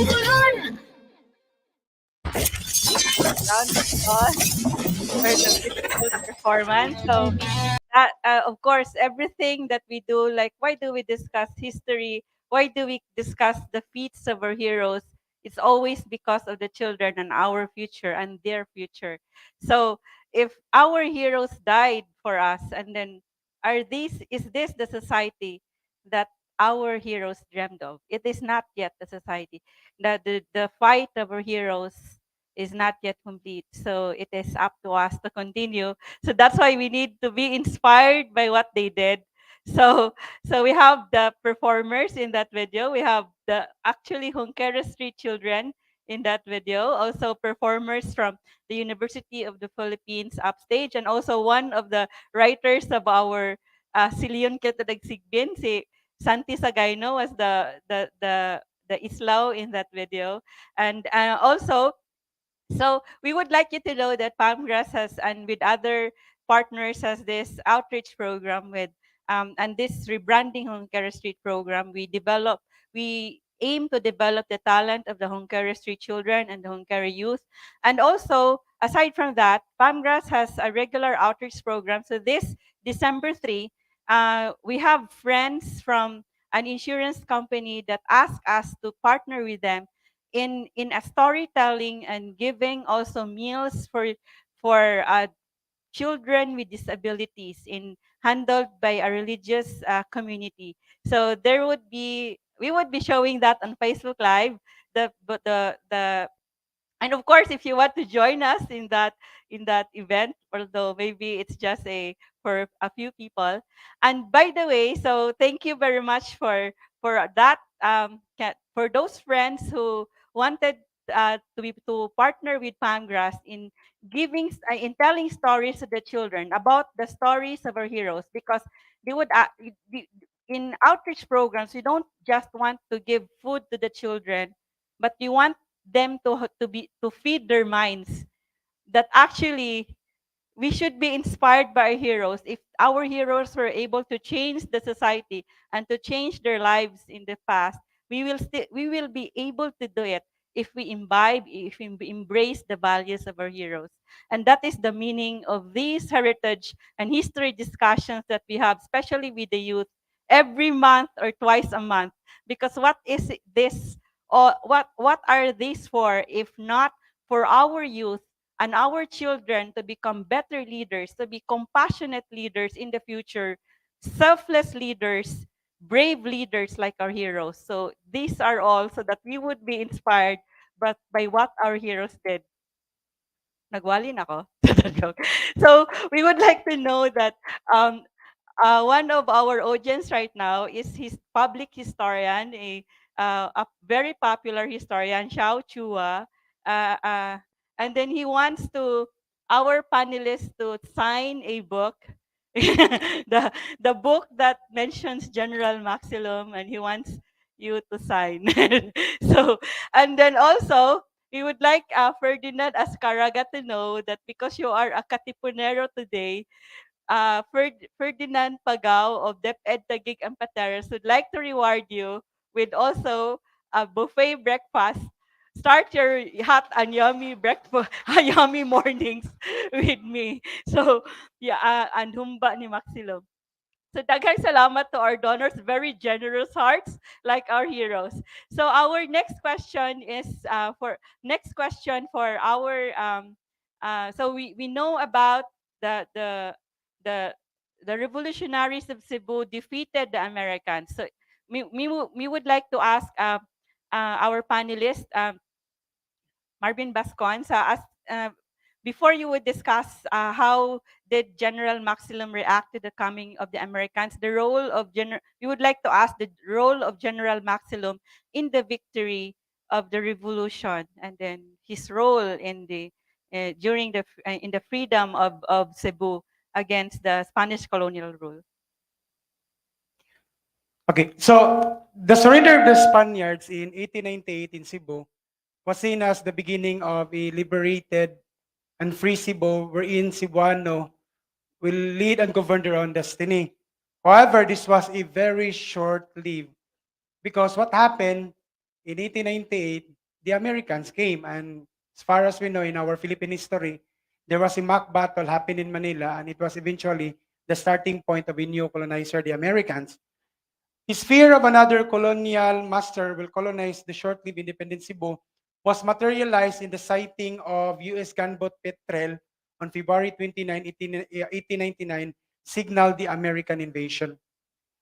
But when Petrel and its commanding officer had asked for the surrender of Cebu, General Maxilom was not at Cebu during that time. Remember that General Maxilom was appointed before the coming of the Americans as he was in charge of the armed forces and the police matters in Cebu. So when the Americans came demanding for the surrender of Cebu, he was not in Cebu. Where was General Maxilom? He was in Samar. He was in a talk with the leader also of the Republican Army in Samar, to General Vicente Locban, and General Ambrosio Mujica. Why he went there? He went there because he wanted to ask and request for arms and ammunitions in order to continue at the same time defend Cebu from a possible invasion. However, the Cebuanos, without General Maxilom, surrendered to the Americans. And it was really a great shock for Maxilom. You try to imagine that you will surrender Cebu without a fight. Come on, we are fighting the Spaniards we are fighting for the Spaniards, another colonial power. Then suddenly another colonial power also came. Why will not fight for another liberation for Cebu? So, however, he did not accept the decision to surrender Cebu as the head of the military on February 22. But on February 23, that was one day after, there was a meeting between Flores, Llorente, Mejia, and Climaco, decided to call a meeting in Casa Real to discuss the said terms of surrender. What was the said terms of surrender? That Cebu City will give up everything and it will be given to the Americans. However, there was a commotion and arguments between those who wanted to collaborate and those who refused to surrender. According to Paul Clarence Waminal, this was the starting point of the myth that the first Cebuano governor was Arcadio Maxilom. Because what really happened during that time, there was a commotion, there was an argument concerning the surrender of Cebu. Those who wanted to surrender Cebu, the moderate, really wanted to surrender Cebu. But those who did not wanted to surrender Cebu, these were the two important generals also in the revolutions. We have Arsenio Climaco and then General Maxilom. So instead of surrendering Cebu, the same with the other leaders of the Cebuanos, they did not surrender. In fact, they created their own provisionary government with the help and authority coming from President Aguinaldo and General Antonio Luna. So he, together with Climaco, went to the town of El Pardo, set up their own provisionary government and vowed to continue to fight the Americans. So as a chief of military of Cebu during that time, he organized conscriptions of Cebuanos who wanted to join the revolution. So conscription, by the way, this is asking the Cebuanos to fight the new colonizer. And in fact, he was also credited. You try to imagine that as as one of the continuing Cebuano leaders who vowed to continue fighting the Americans, he ordered not only conscriptions, but he also ordered a series of what? A series of orders of arrest to some of the prominent members of the towns in Cebu, as well as a number of prominent members of the provincial government. So you try to imagine that when the Americans came, Maxilom was not at Cebu, but he already knew the fiasco of what happened in Manila during the time. But for him, I think for him, he already knew that if Manila then fall to the Americans, he would expect that Cebu, who was then one of the biggest island, at the same time the economically privileged outside from Iloilo, would also be invaded by the Americans. So it really materialized on February 21, 1899, when the Americans came in Cebu, and this led to the starting point of the colonization of the Americans. So as what I have said, Maxilom did not adhere to the terms of surrender, and he continued to fight the Americans, which eventually ended in his surrender in 1901. Daghang salamat, Marvin. So we would like to know also. So we would like to continue before we show some videos. We would like to know what are the major battles that were led by General Maxilom in the war against the Americans. So the major battles, by the way, that fought by General Maxilom during the American period was the Siege of Sudlon, known as the Battle of Sudlon. In fact, we have a book on this by soldiers, Rowan, in which he detailed what really happened during the Siege of Sudlon. Actually, the Siege of Sudlon was one of the biggest battle between the Revolutionary Army. What we mean by Revolutionary Army? These are the institutionalized army of General Maxilom, because what happened after the Siege of Sudlon, the army was disbanded, in which the army of General Maxilom continued by doing guerrilla tactics. So the Siege of Sudlon started in July 24, 1899, when a contingent of 61 American soldiers of the 23rd U.S. Infantry left from Pardo. Remember that the provisionary government of General Maxilom was in Pardo. And and during that time, and we have to understand that Pardo was a municipality situated between Talisay and Cebu City. So the Americans left from Pardo.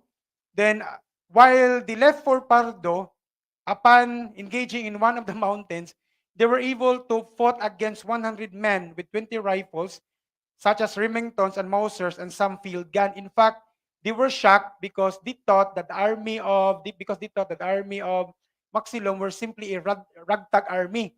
See, they were thought that they were just simply a ragtag army, like what they have were just simple bolo, what they have was simple,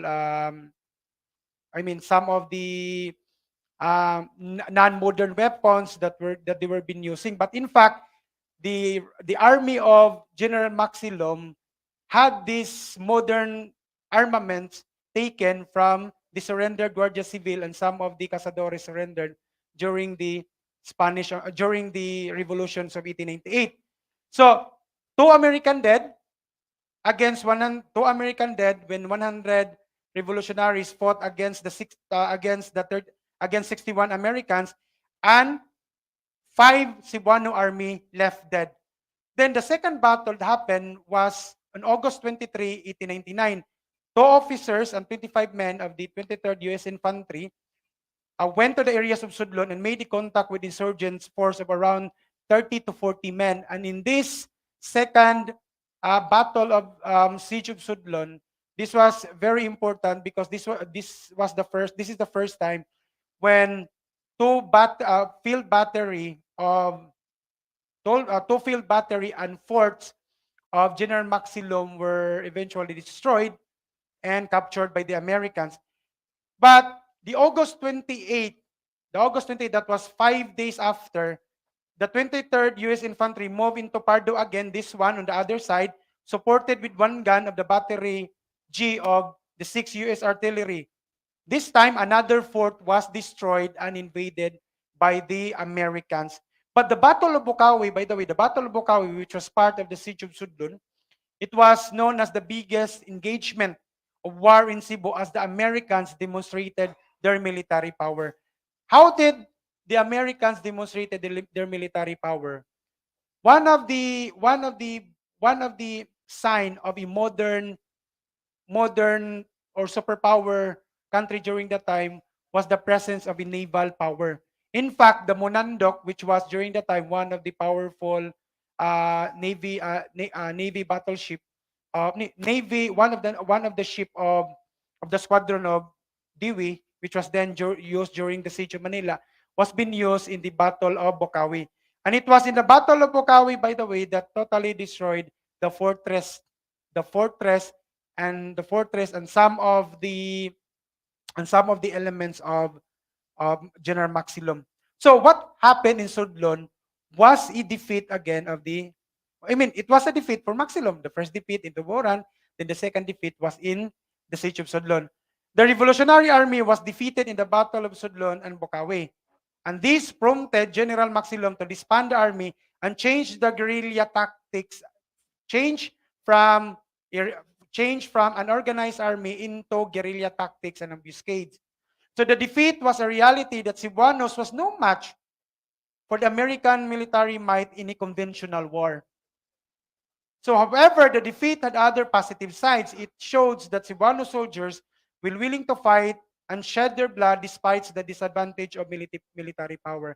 And in fact, the siege of Sudlon or the Battle of Sudlon was, although it was the defeat, but it was somehow give knowledge or ideas to General Maxilom that they could use the terrain of the mountains and they could use the town people by transforming from a conventional war into a guerrilla tactics, because guerrilla tactics is more successful if you knew the terrain or if you knew the town folks, and this guerrilla tactics was a pain in the ass of the Americans in the 1899 and eventually in 1899 and in 1900s. Daghang salamat, Marben. So actually, we have this video also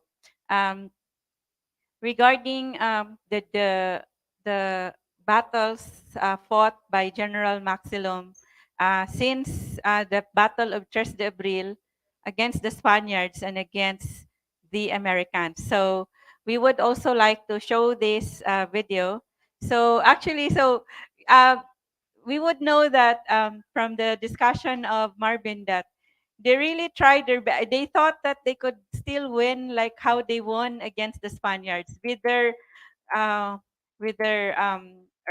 military organization, their anting-anting. So now there is another enemy which has a superior military knowledge and tactics. So they had a hard time. So according to Marben, researcher Marben, that they found out that they should not fight through the conventional method, like face-to-face fighting, but it should be they should use the guerrilla tactics.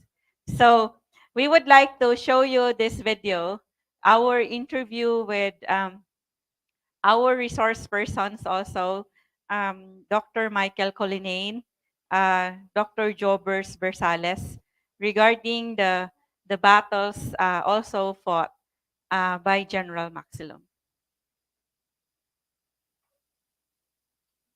So this is now the video 4.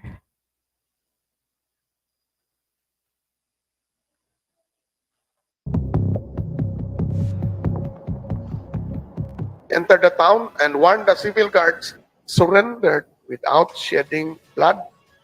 However, on April 15, the steamers Bais and Vizcaya arrived, and the Battle of Tuburan began. This lasted for 8 hours from 5:30 in the morning until 1 a.m. And his brothers, cousin, and nephews died.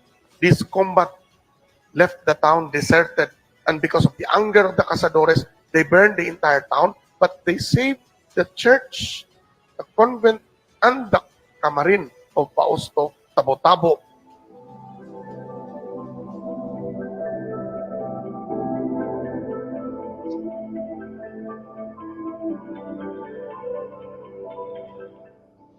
General Arcadio Maxilom and other Tuburanons encamped at the mountain of Anihaw after the Battle of Tuburan against Spanish forces in mid-April 1898. The mountain, which is now known as Bateria, also became one of Maxilom's camps in the war against the Americans.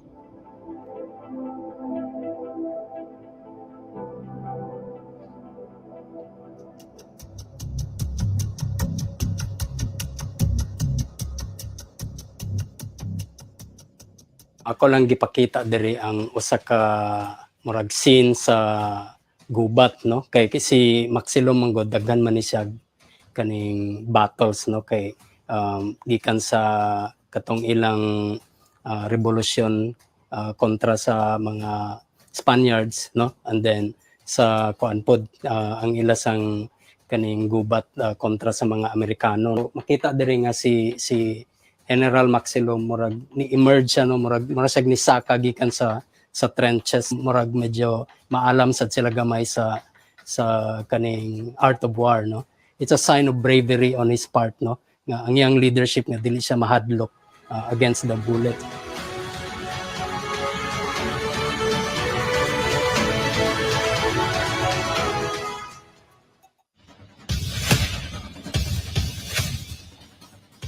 So it actually describes what General Marben said about the Battle of Tuburan.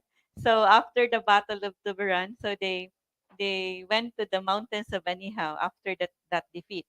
So, and of course that sculpture is supposed to be at the floor named in honor of General Maxilom at the ika-unong nga andana. But then only the people who would go to the 6th floor would see it. So that's why you put it now. We are putting it now. It is still can be seen at the lobby, at the unang hulatanan lobby of Pamgar sa Cebu Heritage Hotel, so that more people can see this beautiful artwork depicting General Maxilom in a battle against the enemies. So we would like to hear this question. So we would invite you to give your questions at the comment section, because there would be the last question that I would give. I would give the last question in a while to our resource person. So we would like to hear the speech of the third placer of our extemporaneous speech contest. Was this last year or 2020? I guess. So this is Nelfa Ann Brazona, and this is her words regarding heroism, especially of General Arcadio Maxilom. So we would like to show you her speech.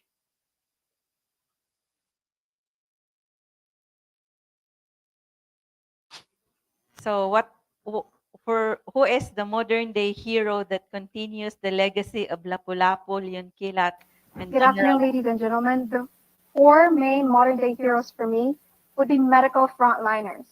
They put their health at risk just to help the world heal from this pandemic. Second would be farmers. Because of them, we have adequate food or even more in front of our tables. Third, garbage collectors. They help to keep our environment safe, and they keep us safe in order to live in an environment which is healthier and cleaner. Fourth would be the teachers. Even though this year or the last year they were not in the usual learning setup anymore, but they still continue to teach and nurture the lives of their students. They may come from different fields, but all in all, they are people of instinct. They do not think twice in helping other people. Second, they're extraordinary. They put other people they put other people first, even before themselves. Third, they're compassionate. They do not only look at other people with pity, but they also know how to act. They know how to lend a helping hand. Last and most importantly, they fight for the greater good of all. They do not only think of what they can do for themselves, but also for our nation. So, to end my speech, I would like to tell everybody that we can be leaders in our own way. Me and you can offer something so meaningful for ourselves, for our future, and for the nation, so that the 500 years of Cebu heroism that we are celebrating today can still last up until for another 100 years or even another 500 years. Thank you. That will be the end of my speech. Daghang salamat to Nelfa for the very wise words regarding heroism, and also for giving honor and tribute to the modern day heroes, the frontliners and the farmers.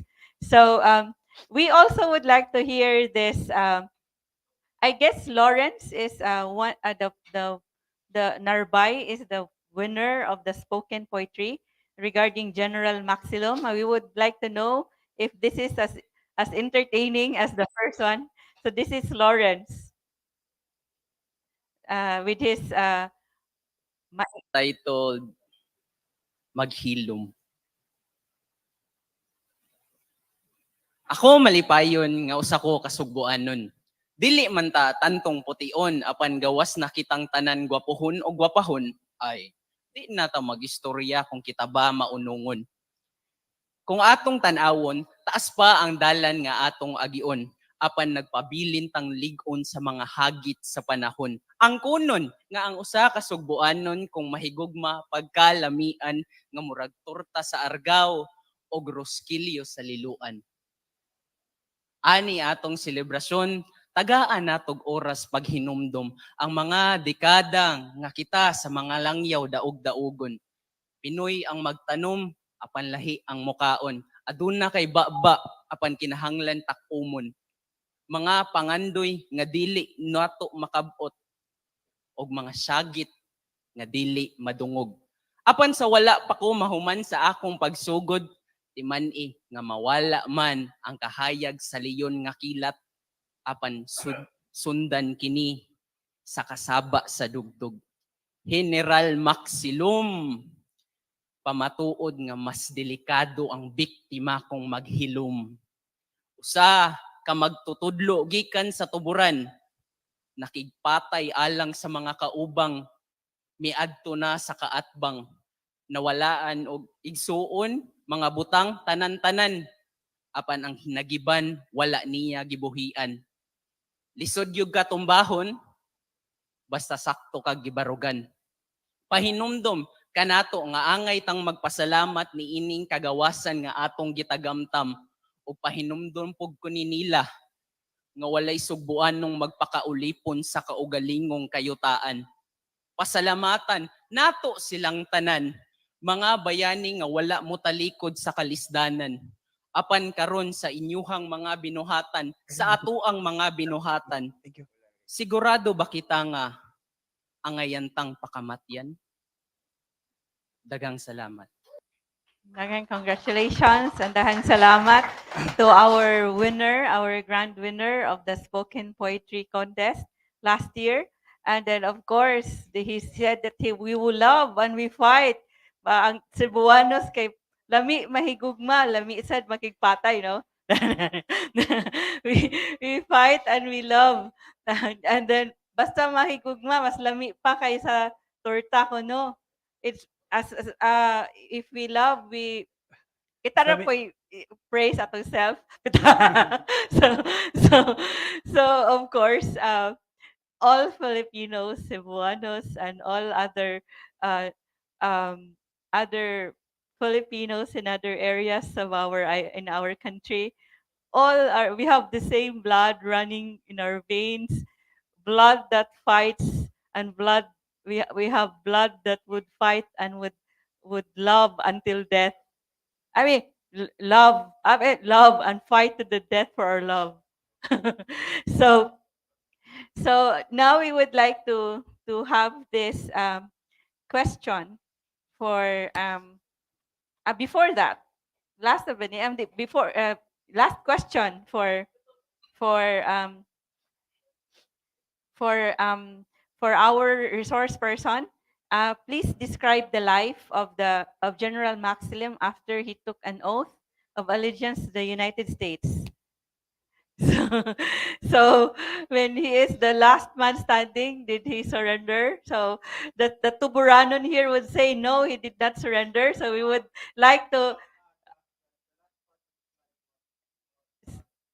So we would have an interaction later after our resource person would answer, and we would also like to show you a video later about also from our other resource persons whom we have a video interview. So this is the answer of our resource person, our researcher Marben, regarding the life of General Maxilom after he took an oath. Okay, the question is, did he really surrender and took the oath of allegiance to the Americans? Yeah, the correct answer is yes. But before he took the oath of allegiance to the Americans, it took it painstakingly took for the Americans to let General Maxilom surrender, and that is the reality. It took the Americans a difficulty to let General Maxilom surrender. So when General Arcadio Maxilom did not lay out his arms after the surrender of Aguinaldo, when Aguinaldo was captured in Isabela, and after that Aguinaldo took the allegiance to the Americans, there was there was a announcement from Aguinaldo for the Filipinos to lay down their arms and began to collaborate with the Americans. But General Maxilom did not follow the order of President Aguinaldo. In fact, he issued a proclamation recognizing General Malvar as as the president, as a way in order to continue his revolutions against the Americans. Even though the legitimate president surrendered to the Americans, but as a way to continue his fight against the Americans, he rather issued proclamations organizing and following the orders of General Miguel Malvar as a way to legitimize his continuity of fight against the Americans. From 1,000 soldiers, Maxilom's army dwindled to less than 300 soldiers as Cebuano generals slowly surrendered their arms and decided to collaborate with the Americans. But one of the events of surrender really hurt General Maxilom was the surrender of his partner. Remember there were two leaders of the revolutions who actually did not surrender. We have 𝐂𝐞𝐥𝐶 and Maxilom. 𝐂𝐞𝐥𝐶 surrendered on September 26, 1901, known as the brain of the resistance, and he surrendered in Carmen. And the surrender of 𝐂𝐞𝐥𝐶 was a blow of emotions and feelings of General Maxilom, because they were the only two remaining leaders of the provincial leaders of the revolutions who continued the revolutions against the Americans. Then, from the surrender of Juan 𝐂𝐞𝐥𝐶, a number also of generals were part of the fractia, which was established by Maxilom after the defeat in Sudlon, also surrendered to the Americans, such as in 1901, October 9, General Pantaleon del Rosario surrendered. General Jaime and Lasara also surrendered in Danao. Then, 3 days later, Matiyologa, Angel Libre, and Saturnino y Chavez also surrendered. Then, on October 18, many generals began laying their arms and took the oath of allegiance to the United States of America. Then, on October 27, 1901, that was the exact date where General Maxilom surrendered to the Americans. General Maxilom surrendered, head of the insurgent government, surrendered to Lieutenant John E. Bond of the 19th U.S. Infantry Division in Toboran. He surrendered with his 78 men, from the thousands men into 78 men and turned over 29 rifles, 4 cannons, 1 pistol, and about 40 bolos. After he surrendered to the Americans, he was brought to the city because he was the highest ranking officials, Cebuano officials who fought against the Americans. But when he was brought to the city, in Cebu City, it was a mixture of grief and it was a mixture of grief because he surrendered to the Americans, but it was also a mixture of happiness because this was the first time after how many months that he met again his fellow commanders on the field. Then, aside from that, when Maxilom surrendered to the Americans realized that Maxilom has a connection and communications with the other leaders of the Visayan insurgency. So Maxilom was used by the Americans to convince another Visayan insurgent leaders to surrender, such as Dionisio Sigobela, known as Papa Isyo, eventually the forerunner of the Polahanes, and Rufo Hoyos of Negros. They eventually surrendered because of the instigation of Maxilom. With the surrender of Maxilom, many generals laid down their arms, such as Lorenzo Eje, Nemesio Mendoza, Gaudencio Sanil, and our very own from Talisay, the brothers Felix and Potenciano Alinio. After Maxilom surrendered, which was very common for the leaders of the revolution, what happened to them? They eventually collaborated, and at the same time they were elected as mayors or presidente de municipales of their town as part of the collaboration. However, after a year, on March 25, 1902, he was arrested, and this was the starting point of the idea that Maxilom, although surrendered, but he continued the revolution. This was really the story. On March 25, 1902, Lieutenant McCarthy, who was the commanding officer of the American forces in Tuburan detachment, Maxilom was arrested because he was found out harboring guns, 7 Krags, 1 Winchester, 1 Mauser, and 7 rounds of ammunition in Monte Alegre and in Capayas in Tuburan. What will General Maxilom do with these 700 ammunitions and a number of guns? This was really the starting point that after his collaboration and surrender, he was eventually, according to some of the other sources, that he was actually planning for another revolt. But when he was arrested, it had a price. It had a price that led to the death of one of his brother. He, together with his brother Nemesio, they were arrested, but Nemesio was executed by the Americans when Nemesio ran amok in the steam launch Philadelphia, which was supposedly a boat that was used by the Americans to steam out the Nemesio Maxilom and General Maxilom out of Tuburan. So after that, not only his brother was executed or killed by the Americans, his another brother Samuel was also arrested in Tuburan when he was arrested in Tuburan upon his arrival from Bantayan. His brother also died serving the prison terms in Cebu City. Then this was really the story concerning why he was arrested, because of amassing a number of weapons. According to him, he was accosted in trial in Barili Court against him, got the charge of illegal possession of firearms and ammunition, which is a violation of the oath of allegiance. According to Maxilom, it was a frame-up. It was a frame-up by the American officer because the American officer had requested a number of perlas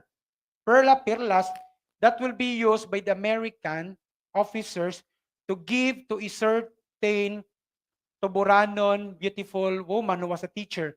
But Maxilom did not give a number of pearl.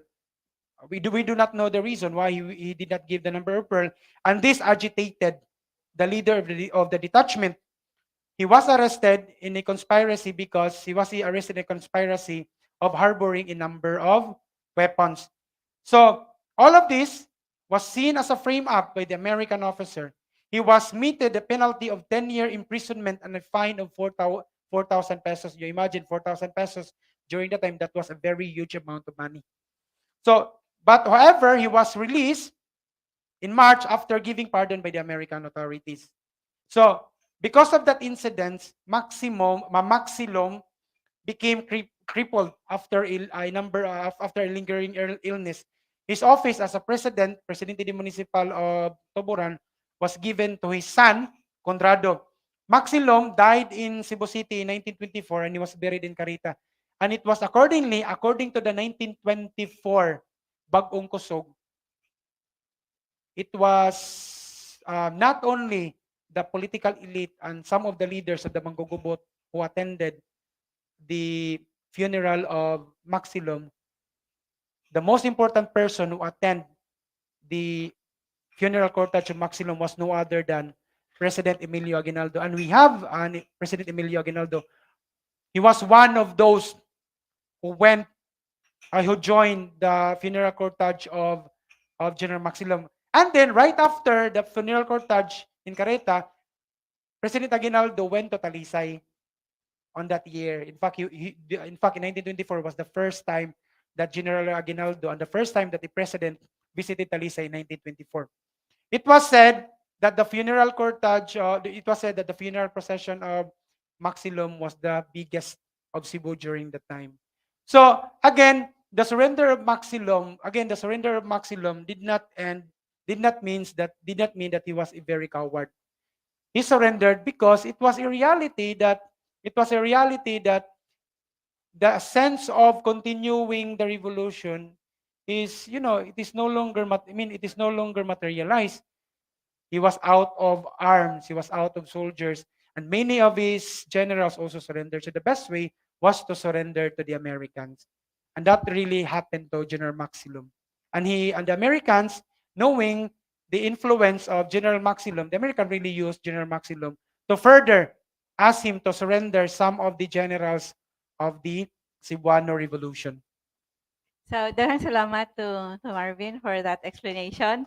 So, we would now entertain questions. So before that, you can write your questions in the comment section. Stay tuned for the trivia quiz with exciting prizes. So actually, there are prizes from our Alima Native Massage, also from our Kapihan in Lumaya, and also more exciting prizes. So stay tuned for that. So we would like to show you this video of our also interview with Dr. Michael Colonnade and other resource persons and the descendant of our, General Arcadio Maxilom regarding the so-called surrender of General Maxilom. So this is the video.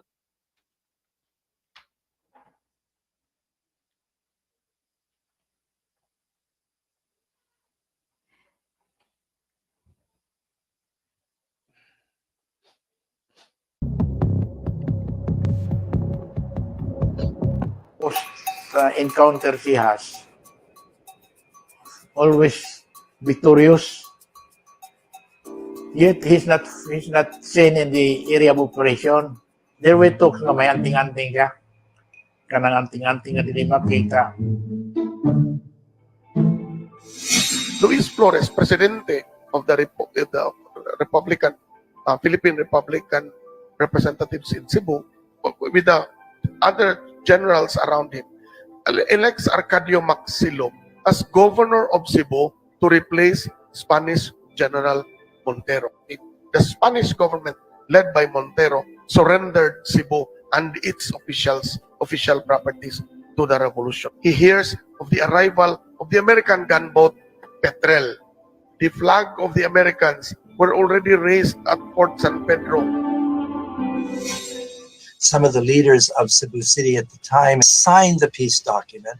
They surrendered the city to the Americans. But the rest of the forces and many of the people the civilians in it, they didn't surrender. They moved to San Nicolas.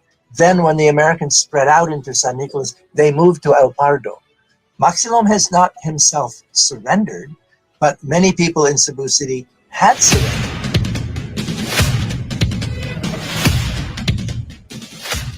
later in 1900, in January of 1900, against the Americans who were attacking. He surrenders, but then later, after he realized that the Americans were really taking control, and he begins to decide that he needed to resurrect the revolution against the Americans.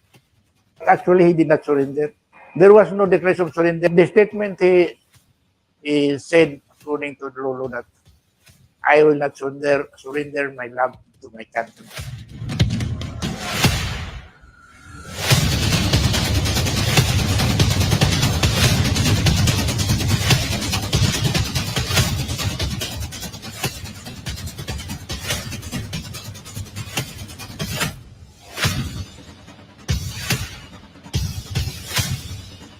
So, daghang salamat for that video. So we did that video actually. It was a do-it-yourself video by Pangras the Cebu Heritage Hotel.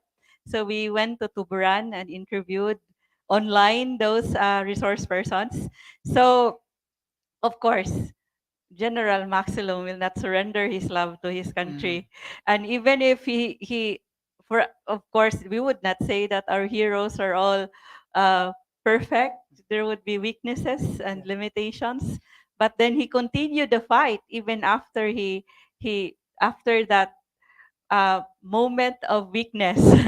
So he continued the fight and continued fighting against the American colonizers.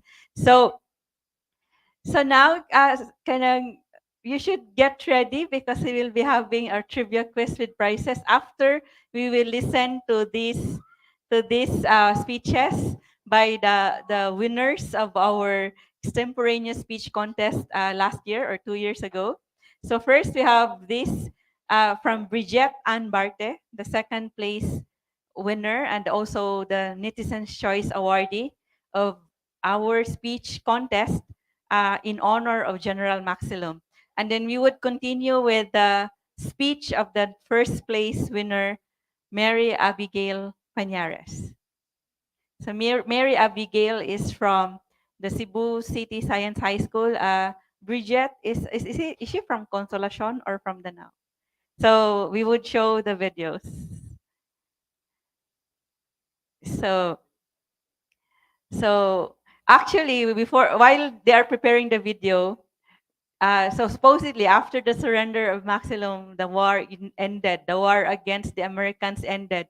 But Dr. Risil Mujares said here in the epilogue of his book on the war against the Americans, he said, the last chapter said, the last sentence was, the war had ended. But in the epilogue, his first sentence is, a war never really ends. When the causes for resistance remain, then a war never really ends. It assumes other forms, becomes an illusion of itself, a subversion of what it intends. It is submerged and yet can rise again. Our national artist for literature. Yeah. So of course the Pulahanes continued the revolution. Even maybe it's the same time that General Maxilom continued his activities against the American colonizers. So also the Pulahanes, led by the Tabal brothers, but the Tabal brothers also, some of them surrendered, but Yeah. some did not. Did not, yeah. Yes. So we have the video.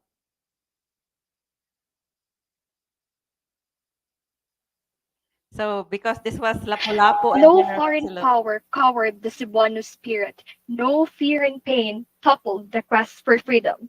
History says it all. On April 27, 1521, there dawned the legend of a true native hero Cebuanos are proud of, the Dato of Mactan Island, Lapu-Lapu. Brandishing his mighty native axe, Lapu-Lapu is the first country's hero to resist the imperial Spanish colonization. Together with his warriors, the Cebuano defender fought against Ferdinand Magellan and the native allies, Raha Humabon and Dato Zula. Certainly, this gave the foreign invaders an idea that Cebuanos are no cowards. when we battled for our freedom. Indeed, Lapu-Lapu made the sun rise in the east for all the Filipinos during the onset of Spanish regime. His leadership to stand against foreign oppression personifies the true Cebuano courage and devotion. And as a young individual, I am proud to be a descendant of this noble act. And I encourage my fellow Cebuanos to always remember how Lapu-Lapu changed the destiny of the colonizers and how he made a Philippine landmark in world history. Truthfully, the youth should take heed of the integrity and bravery of their daily struggle. Young people should be as faithful, strong, courageous, and brave in their daily struggle. More than that, let the blood of Lapu-Lapu be the lifeline of nationalism today and tomorrow. Be like Lapu-Lapu. Be a legend. Thank you. Daghang salamat to Bridget. So the theme of the contest was actually 500 years of Cebuano heroism from the time of Lapu-Lapu to the time of General Maxilom. So that's why. So of course, the blood of heroes flowing in the veins of General Maxilom. We can trace it to the blood of our hero Lapu-Lapu. So we would now like to show the first prize winner. And I think the question please get it ready. So I guess the question is what were the weapons of, or actually Mary Abigail Pañares has won. She is already a Hall of Famer in speech contests at Palmgras because she always wins. So in contests like when she talk about what were the weapons used in the Battle of Mactan, and or who would be the modern day hero that you see our heroes in the past. So who are the modern day heroes for you? So this is Mary Abigail Pañares.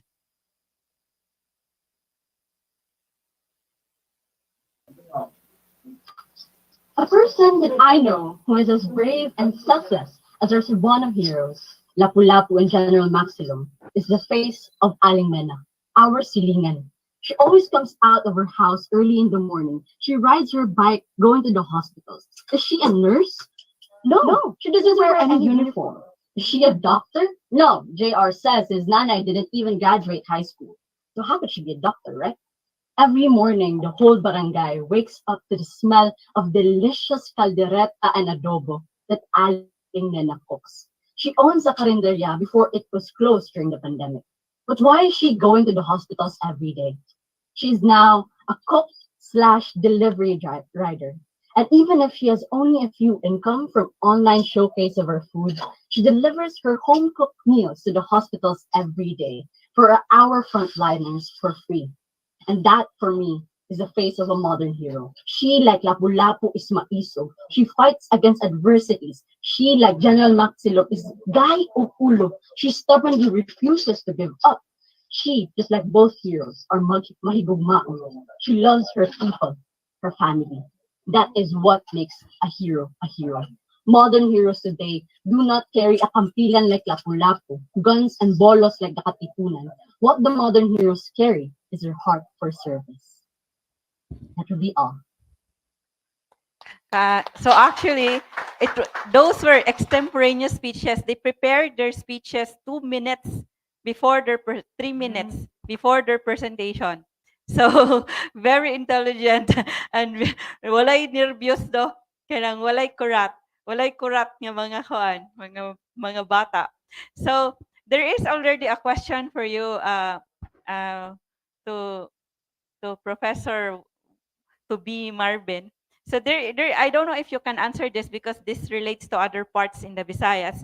This is from Ferdinand Pagao from Taguig City and Pateros. Were there alliances forged between the forces of General Maxilom and Martin Delgado in Iloilo in the struggle for emancipation? Okay. Actually, we don't have any sources, historical sources, pointing the idea of collaboration between Martin Delgado of Iloilo, and General Arcadio Maxilom. But we have historical sources that had we have historical sources that connects between the revolutions in Samar and Leyte and Cebu, but we don't have Iloilo. Okay. So, daghang salamat, Marvin. So, we would like to ask our audience if you have a question before. So, there is is our camera ready for our audience and the microphone? So, we have an interaction also from our descendant of the Maxiloms, a descendant of General Arcadio Maxilom, Ray Roma. So, the microphone, asa man dapit atong microphone? Diara sila sa ilang seat, di ay? I'd like to clarify something after the surrender of Maxilom. He was in prison, right? Yes, he was in prison because he was arrested after 1 year. Yeah, is that because of the charges of rebellion? It's somehow connected to the charges of rebellion because the main assumptions that he was harboring guns, he was harboring ammunitions, and this harboring of ammunitions is it is against the oath of allegiance against the United States, and it could somehow connected to the possible rebellion again. Because why you're hiding guns? What will be the use of hiding a number of ammunitions? Because as what we know, his life after the the revolution or the war was quite tragic. Yeah. Yeah, he was a victim of injustice, and again he developed a paralysis because of imprisonment. And and in fact he was a victim of American black propaganda. Yes, correct. He was branded as a bandit, just like Sakay. Good that he was not executed by the Americans. But his brothers, in fact, died against the Americans. I doubt if Nemesio, who they said that who ran amok. Yeah, Nemesio ran amok during the arrest, and he was been shot by the Americans. In our case, we felt that there was foul play. He was summarily executed by the Americans. The Americans, the tactics that they used against Maxilom were insidious. In fact, they perfected that tactics during the natives, American natives. They used it against the Americans. The Americans. In fact, they used some biological warfare. They said that at that time there was a cholera epidemic. Yeah, there was a cholera epidemic, but that was right after the war of insurgent. But the Americans were famous for their tortures, which they were used during in their pacification of the American Indians. Yeah. Okay, so since our topic revolves around the battles of Maxilom, if I remember it right, you discussed around 5 battles. Yeah. The 3 of them were where Maxilom was the main who played a significant role. Yeah. Particularly in Sudlon. Yeah, Sudlon. Because Sudlon during the Spanish period and Sudlon again during the American period. Then the other one is in Tuburan. Then the other two he was been part of the 3 de Abril, and he was the organizing team of the April 2 in Talisay. Because he was known as a brilliant strategist. Tactician. Yeah, strategist. Ray, we would like to ask what would be your question. The interaction would be 2 questions at most. I'm sorry about that. I'd like to clarify something. Yeah. I clarify May we something have the because- mic stand for our open forum? Okay, thank you. Particularly for the last part of the life of Maxilom. Yeah. Okay. This is really the reality. Not all revolutionaries after the surrender to the Americans, they have a happy ending. In fact, aside from General Maxilom, there was also another revolutionary who died very poor, and in fact, he died penniless. One of that example was no other than Potenciano Alinio. He died in Cebu City, and he was really one of the general of General Maxilom appointed. Then we have also Stanislao Laroa, who actually died very poor. And some of the generals, after the surrender to the Americans, and they thought that they would expect a happy ending, most of them were eventually end in a bad shape. And also, Maxilom also was one of those example. What good with General Maxilom was that there were also instances that actually when it comes to revolutions, since the revolution ended, there were many forms in which you can express your love for country. And in fact, some of the revolutionary actually went into writings. Like for example, Vicente Soto, some of the great writers, some of the great members of the revolutions of the Spanish and American periods, since they realized that the surrender signal the American era of peace in Cebu, and then they also realized that they can fight in other way in which they can contribute their love for the country. And most of them actually became writers, and some of them became political leaders of their own towns, including Maxilom. Daghang salamat, Marvin. Daghang salamat, Ray, a descendant of General Maxilom, for the interaction. So actually, we are running out of time. So we now have our trivia quiz with exciting prizes. We'll have the closing statement of our resource person in a while.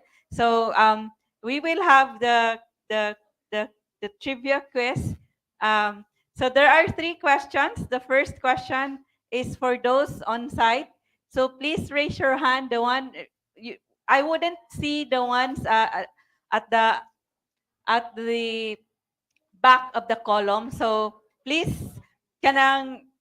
look at who would be the first one to raise his or her hand for this question, and you would be able to know the answer if you watch and listen to the videos that we showed. So and videos and the discussion. So the first question, this is for the on-site audience. So the one who would like to answer feedback, the microphone is facing a speaker. So the first question is only for the on-site audience. You would win. Unsa ganito yung prize? Ato ayos I show ang question ha. Ha? Ay humba ni Maxilom. Our humba ni Maxilom is actually good for 2 to 3 persons.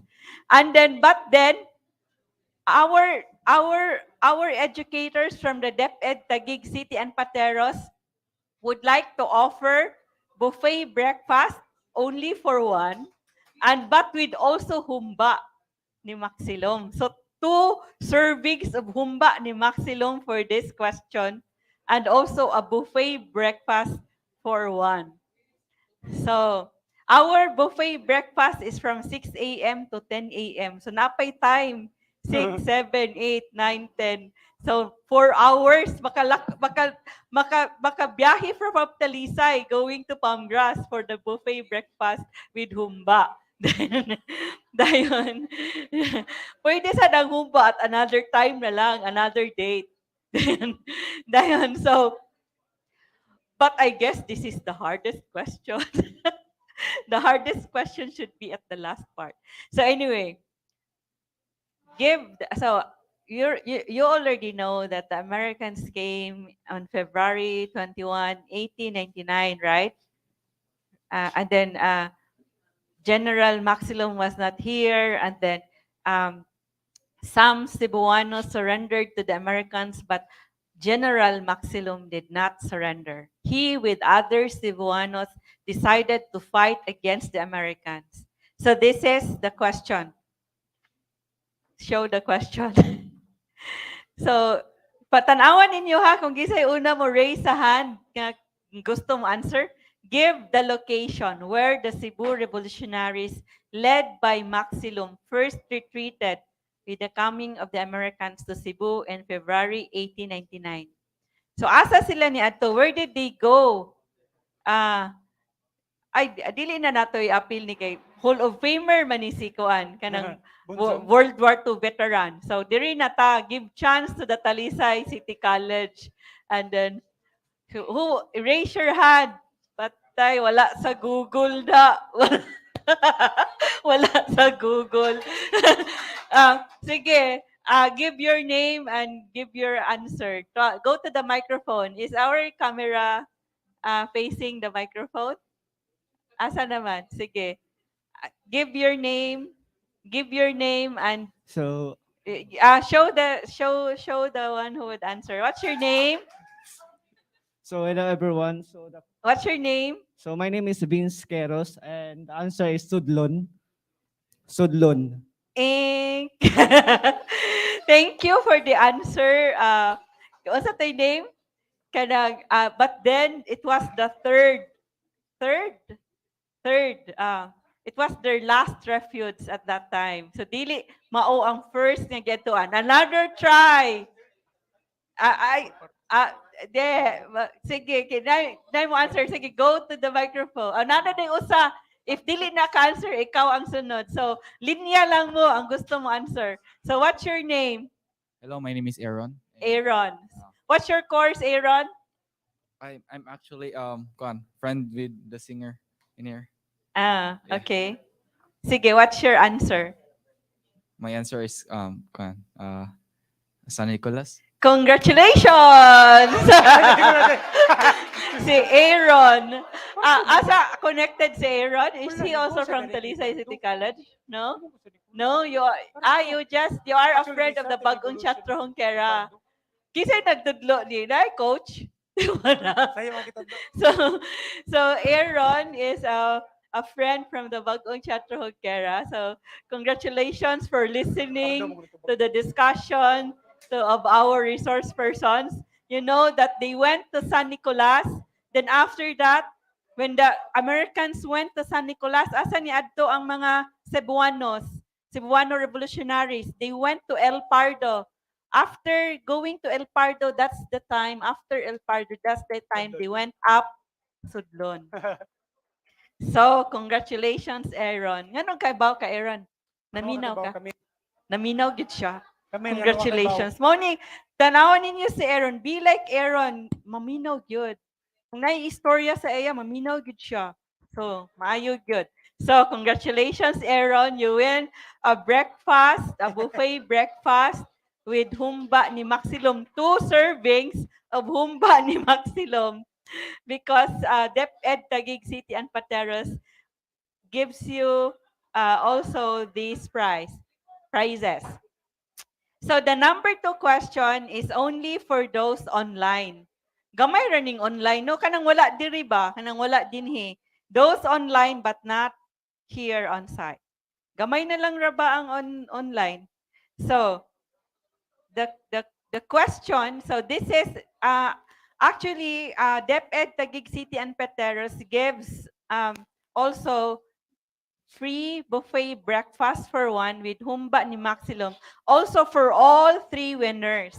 So the next question, the prize for this is from Pamgras Alima Native Massage of Kawa Bath, of flower or herb Kawa Bath, buwak or bulak or ilbas sulong kawa.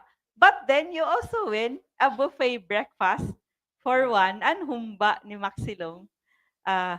So this is, the question is this. This is very easy for those online. What is the birthplace of General Maxilom? What is the birthplace? What is the birthplace? Where was General Maxilom born? Very easy question. Where was General Maxilom born? So you win a kawa bath with flowers or herbs. And then also, kung walay maka-answer from online, apil na lang mo diri, answer na lang mo ani. Online gihapon. Online man. Ay, nanay naka-answer. Naghanang naka-answer? Kinsay naka-answer? Kinsay ni answer? So, Adrian? Si Adrian, taga diri na. Diri si Adrian. Congratulations, Adrian. You can choose between an herb kanang or tinua nga kawa bath lemongrass, sea salt, and ginger, or a flower kawa bath. You can have flowers in your bath. This is a warm bath at Hardin Dagami. A kawa bath, warm bath. And then you also win a buffet breakfast for one. And also, humba ni Maxilom from DepEd, Taguig City, and Pateros. So busog ka, hunikuma na lang ni mo ligo, makaon. Pero sayuhan, no? Kung sayo ka mag-breakfast, sayo sad ka magkawa, init pa kayo sa taas. Pero man na, vitamin D man. And then, so, congratulations to, kisa to si Adrian for knowing the answer and for texting, for typing fast. The last question is for everyone. This is really the birthday of General Maxilom because she will win a room for hero named in honor of General Maxilom. So this is the last question, but this is only applicable. Those who would qualify are only those who did not win in the first and second question. So you will win a room for hero plus a humba ni Maxilom and a buffet breakfast. Birthday, yun kay adto ka sa room at the floor named nakabaw na ka sa question? The question is, sige, what is the birthday of General? Anha man sa comment section. The first one, comment section, the birthday, the month, the day, and the year. What is the birthday of General Arcadio Maxilom? What is the complete date? So you will win a room, a free stay at a room named in honor of General Maxilom. And also a breakfast, buffet breakfast, and humba ni Maxilom. So, good for two ra ba ni nga room? Good for two. Good for two ni nga room. Gugma gera. This is, wag yun mo appeal si descendant of General Maxilom, oh. Wa mo appeal? Dapat na uyab ang mo ko ano ba? Grabe ko. Pwede ra mama, papa, or sister, or friend, kuyog. Kuyugi ko. So what is the answer? So, who is able to give the correct answer? Kini si Claire. Na si Claire dire? Si Claire mo yung una? Si Juan Godarido.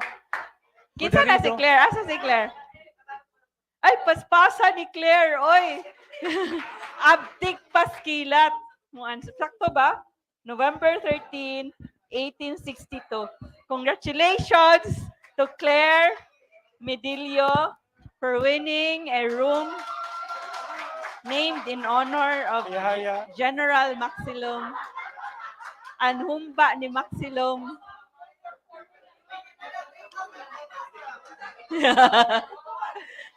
Pwede ra take out ang humba. Pwede ko no i-take out.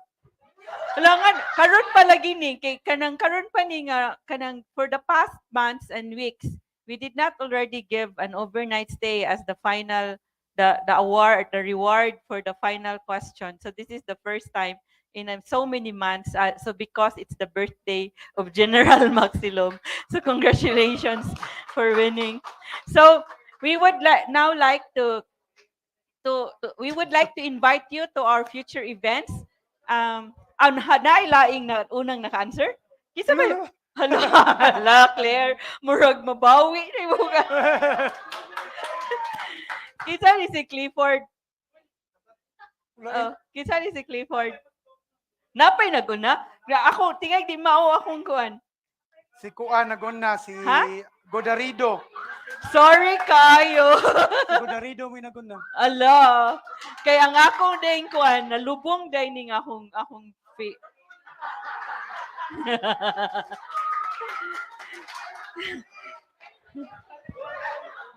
Pagbati sa nanalo from DepEd, Taguig City, and Pateros. Tagaan na lang natong humba. Tagaan na lang, naanalay complimentary humba si Claire. Kay para sa kuan. Because it's the birthday of General Maxilom. So, kinsa gyuday ang una di ay? Kinsa? Kinsa ang una? Si Godarido. I-show ko no. Ma-show pa diha. Si Who was the Godarido first? Mary Kate? Who is Mary Kate? Ashley Godarido. Congratulations to Mary Kate for knowing the answer. So, before our resource person will give his closing statement, we would like to ask our performers from Bagong Teatro Hongkera to perform this award-winning song. This won the grand prize of the Cebu Pop Music Festival, Huni sa Kasing-Kasing. We would like to, may we show our future events? We would like to invite you to our future events. The, ma-show na to ato future events. Next week, November 19, we would be having our hybrid event, Moral Resistance Against Spanish Colonization. And we will have a conversations with our panelists, Professor Darwin Absari of the UP Diliman Institute of Islamic Studies, Ian Alfonso of the National Historical Commission of the Philippines, Fatmawati Salapudin of the former Commissioner of the National Commission on Muslim Filipinos.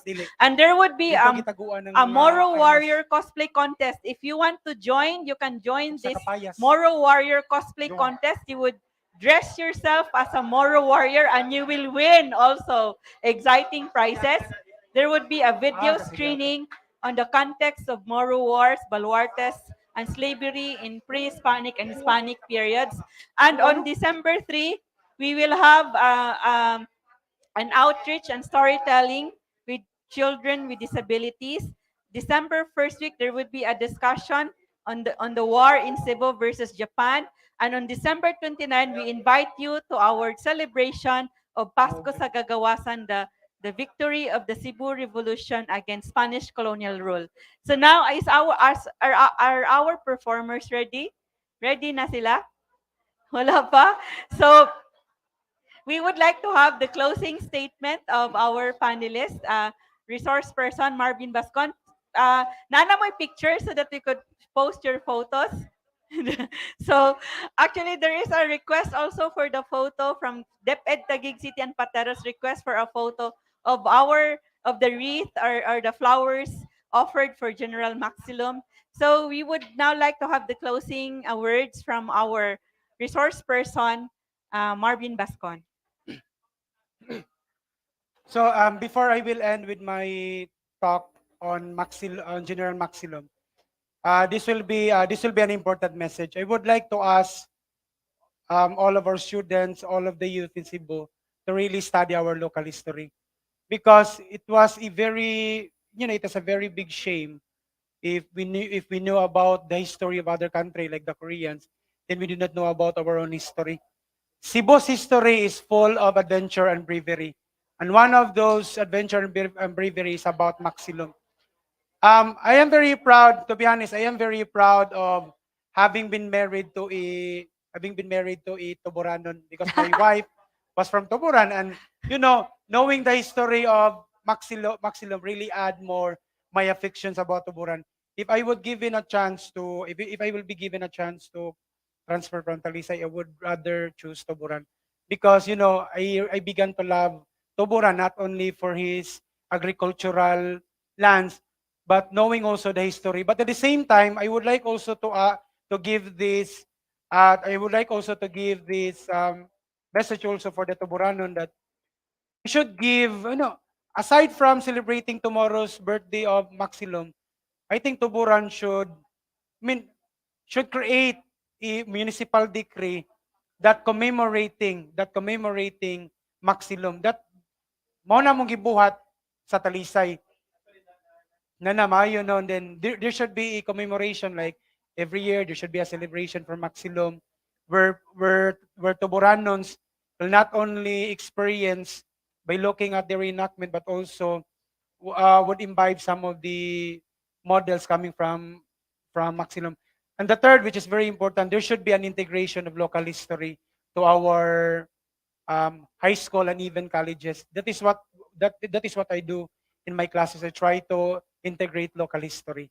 So I would like to ask from our students to continue reading and searching and love our own local history. Thank you.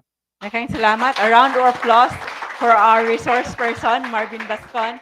Thank you very much for the very important knowledge that we have learned from you about our local history, about our past, knowing more about our roots, and so that we would be proud of our roots, our past, and our heroes. And it's really a celebration of the 160th birthday of the last man standing. Even if he surrendered, but then he continued still to fight. So, happy birthday, malipayong adlaw natawhan kang General Arcadio Maxilom. So, we would now like to have the performance of a song that mentions also General Maxilom, and this won the grand prize in the Cebu Pop Music Festival in 2019. So, this is the song Hugot Pasuot, produced by Pamgras, the Cebu Heritage Hotel, with also with the lyrics written by Adonis Dorado, an award-winning poet, and also some of the words are written also by Acer, and the music is composed by another young person, Jeff Escarda. So is it ready now? So this is from Bagong Teatro Hongkera.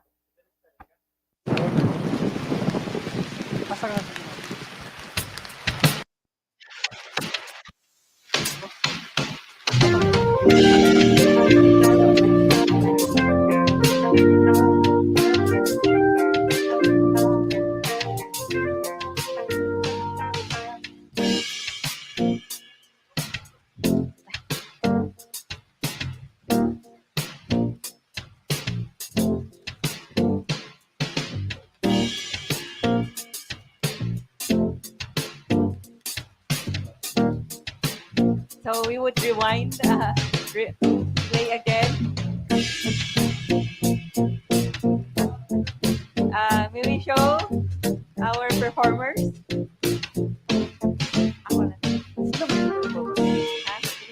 So our Bagong Teatro Hongkera, they performed this in the play in Aptik Paskila, but the original singers are DJ Dente. Also, is she from Talisay? Yes, she's from Talisay. And also Acer, but who is from Masbate. So, but Cebuano already, he's been living in Cebu for a long time. So, are we ready? So the song Hugot Pasuot mentions General Maxilom. And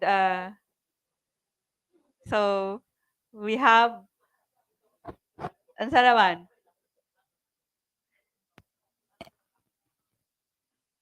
So, pwede sorry, kulang ang microphone?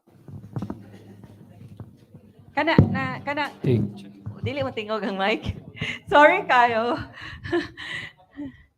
Check. Balik lang. So, Hello, mic test. Okay. Are we ready for the performance? A song for General Maxilom? Hugot Pasuot, tighter than thought. Yo.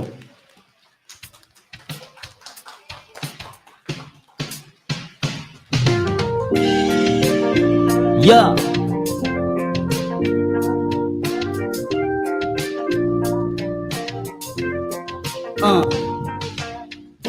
Minawa, kining litanya, kabahining isda kupagigugma, hurabuyag, kasing-kasing kiat, hurabuyag, aptik paniliyon kliyat, bagpapasalar siyan, muhumo, ibaw, sabaw sa linara, humukugilong, tarala agtas kulon, at doon kadapit na makasay-sayon, laptik sa dila o brutya sa pulong, dugan mo siguradong magkumong-kumong, hugot pasuot, yeah.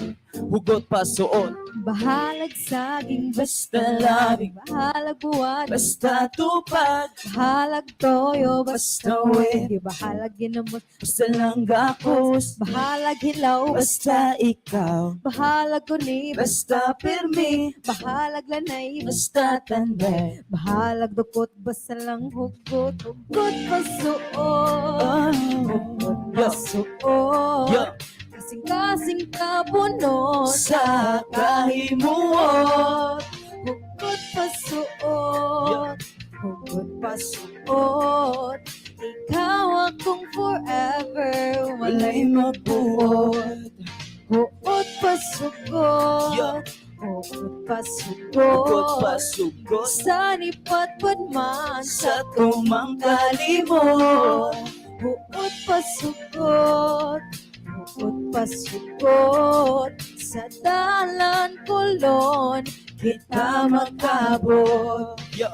Bahalag piit Basta sige, Bahalag magumos basta lang timos. Bahalag muluom basta muhaom Bahalag di man kaya basta kita Di ka biyaan, tuo lang gid nako. Murag General Maxilom ni kumuplano para nimo makipatay ko pareho sa Cebuanong katiponerong si Alejo maglisod ko gaon kung di tadungan ang imong istorya murag musika sa dungan bisag kinsa nga babay di ka ilisan kaya nga kung gugma sulit pa sa katipunan. Hugot pasuot Hugot pasuot, Hugot pasuot yo, Kasing-kasing tabunot sa kahimuot.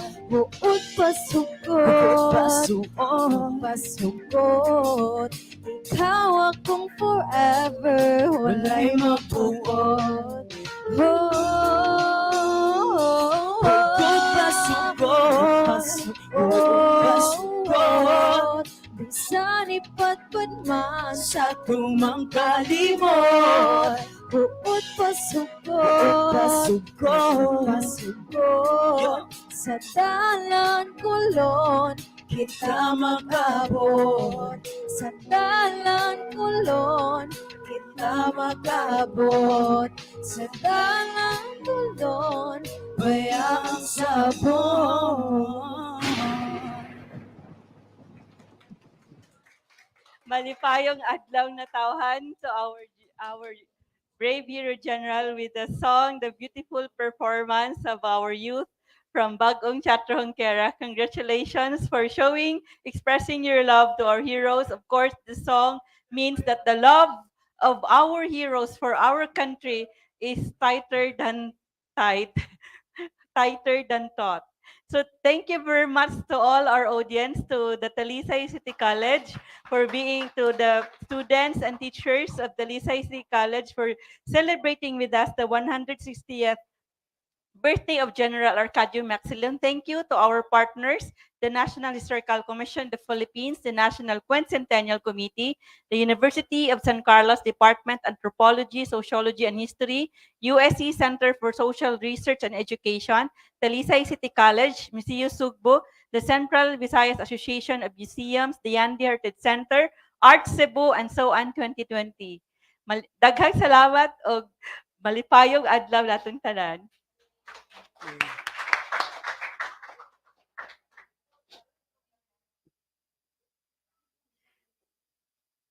So we would show you again the full video of General Maxilom, the last man standing. Si Arcadio Maxilom ang usagid sa pinakadugay na ni surrender sa gubat, no. Daganang ka na mga leader sa anti-Spanish nga war before that nga murag mas nauna sa pag-surrender pero lahi si Maxilom kay medyo dugay gid siya ni surrender, no. So niaway gid sa kontra sa mga Amerikano, no?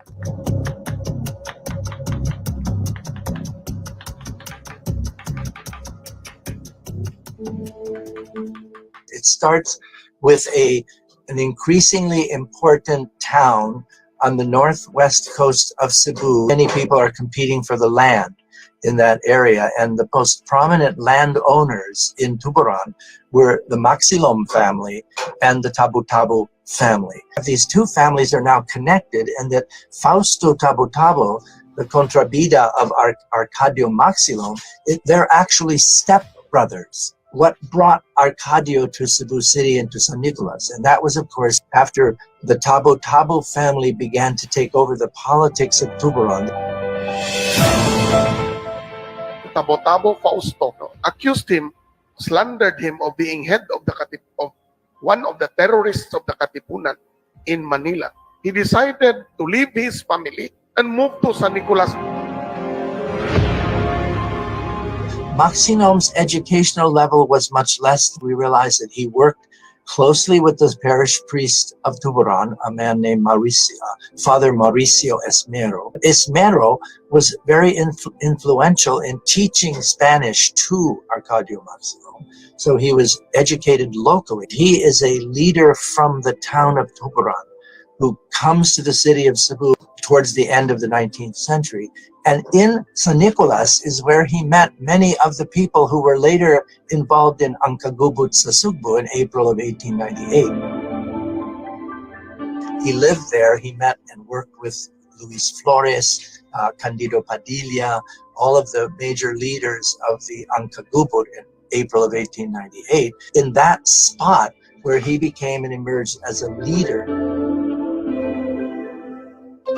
Si Arcadio was a natural leader. Kanang magdula ang mga bata, silang mga bata, mo-organize dayon na siya.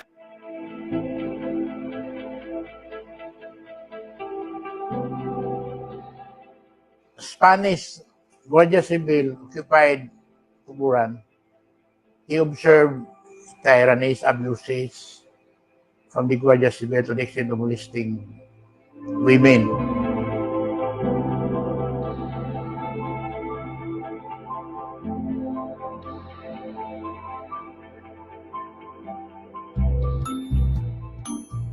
Arcadio, he was a very brave general. Pero pag abot na gani sa family life, pag abot na sa asawa, mahadlok na siya. He was considered under the saya.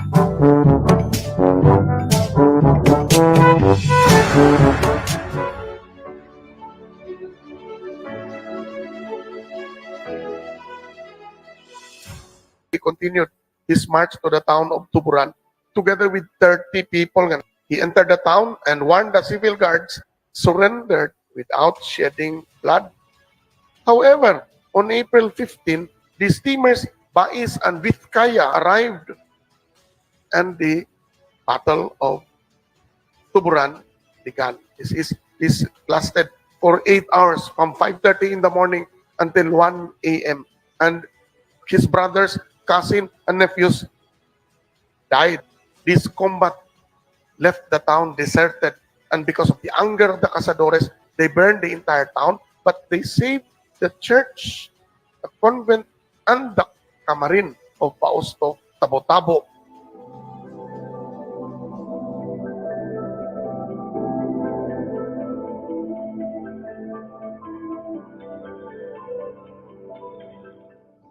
General Arcadio Maxilom and other Tuburanons encamped at the mountain of Anihaw after the Battle of Tuburan against Spanish forces in mid-April 1898. The mountain, which is now known as Bateria, also became one of Maxilom's camps in the war against the Americans.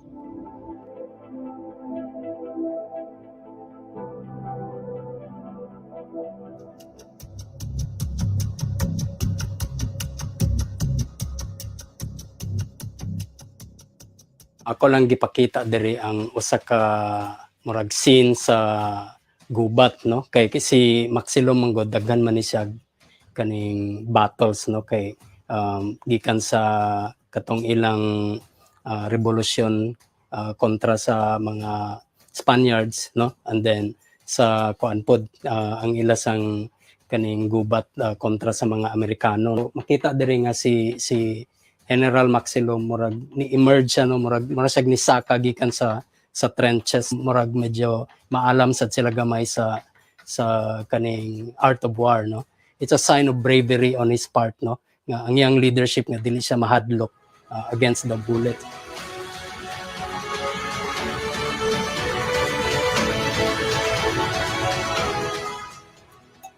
In almost encounters he has, always victorious. Yet he's not seen in the area of operation. There were talks nga may anting-anting siya. Kanang anting-anting nga dili makita. Luis Flores, presidente of the Republican, Philippine Republican representatives in Cebu, with the other generals around him, elects Arcadio Maxilom as governor of Cebu to replace Spanish General Montero. The Spanish government, led by Montero, surrendered Cebu and its official properties to the revolution. He hears of the arrival of the American gunboat Petrel. The flag of the Americans were already raised at Fort San Pedro. Some of the leaders of Cebu City at the time signed the peace document. They surrender the city to the Americans. But the rest of the forces and many of the people the civilians in it, they didn't surrender. They moved to San Nicolas. Then when the Americans spread out into San Nicolas, they moved to El Pardo. Maxilom has not himself surrendered, but many people in Cebu City had surrendered.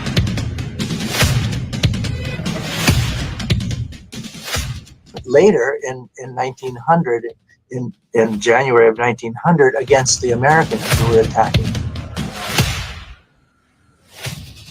he surrenders, but then later, after he realized that the Americans were really taking control, and he begins to decide that he needed to resurrect the revolution against the Americans. Actually, he did not surrender. There was no declaration of surrender. The statement he said, according to Lolo, that I will not surrender my love to my country.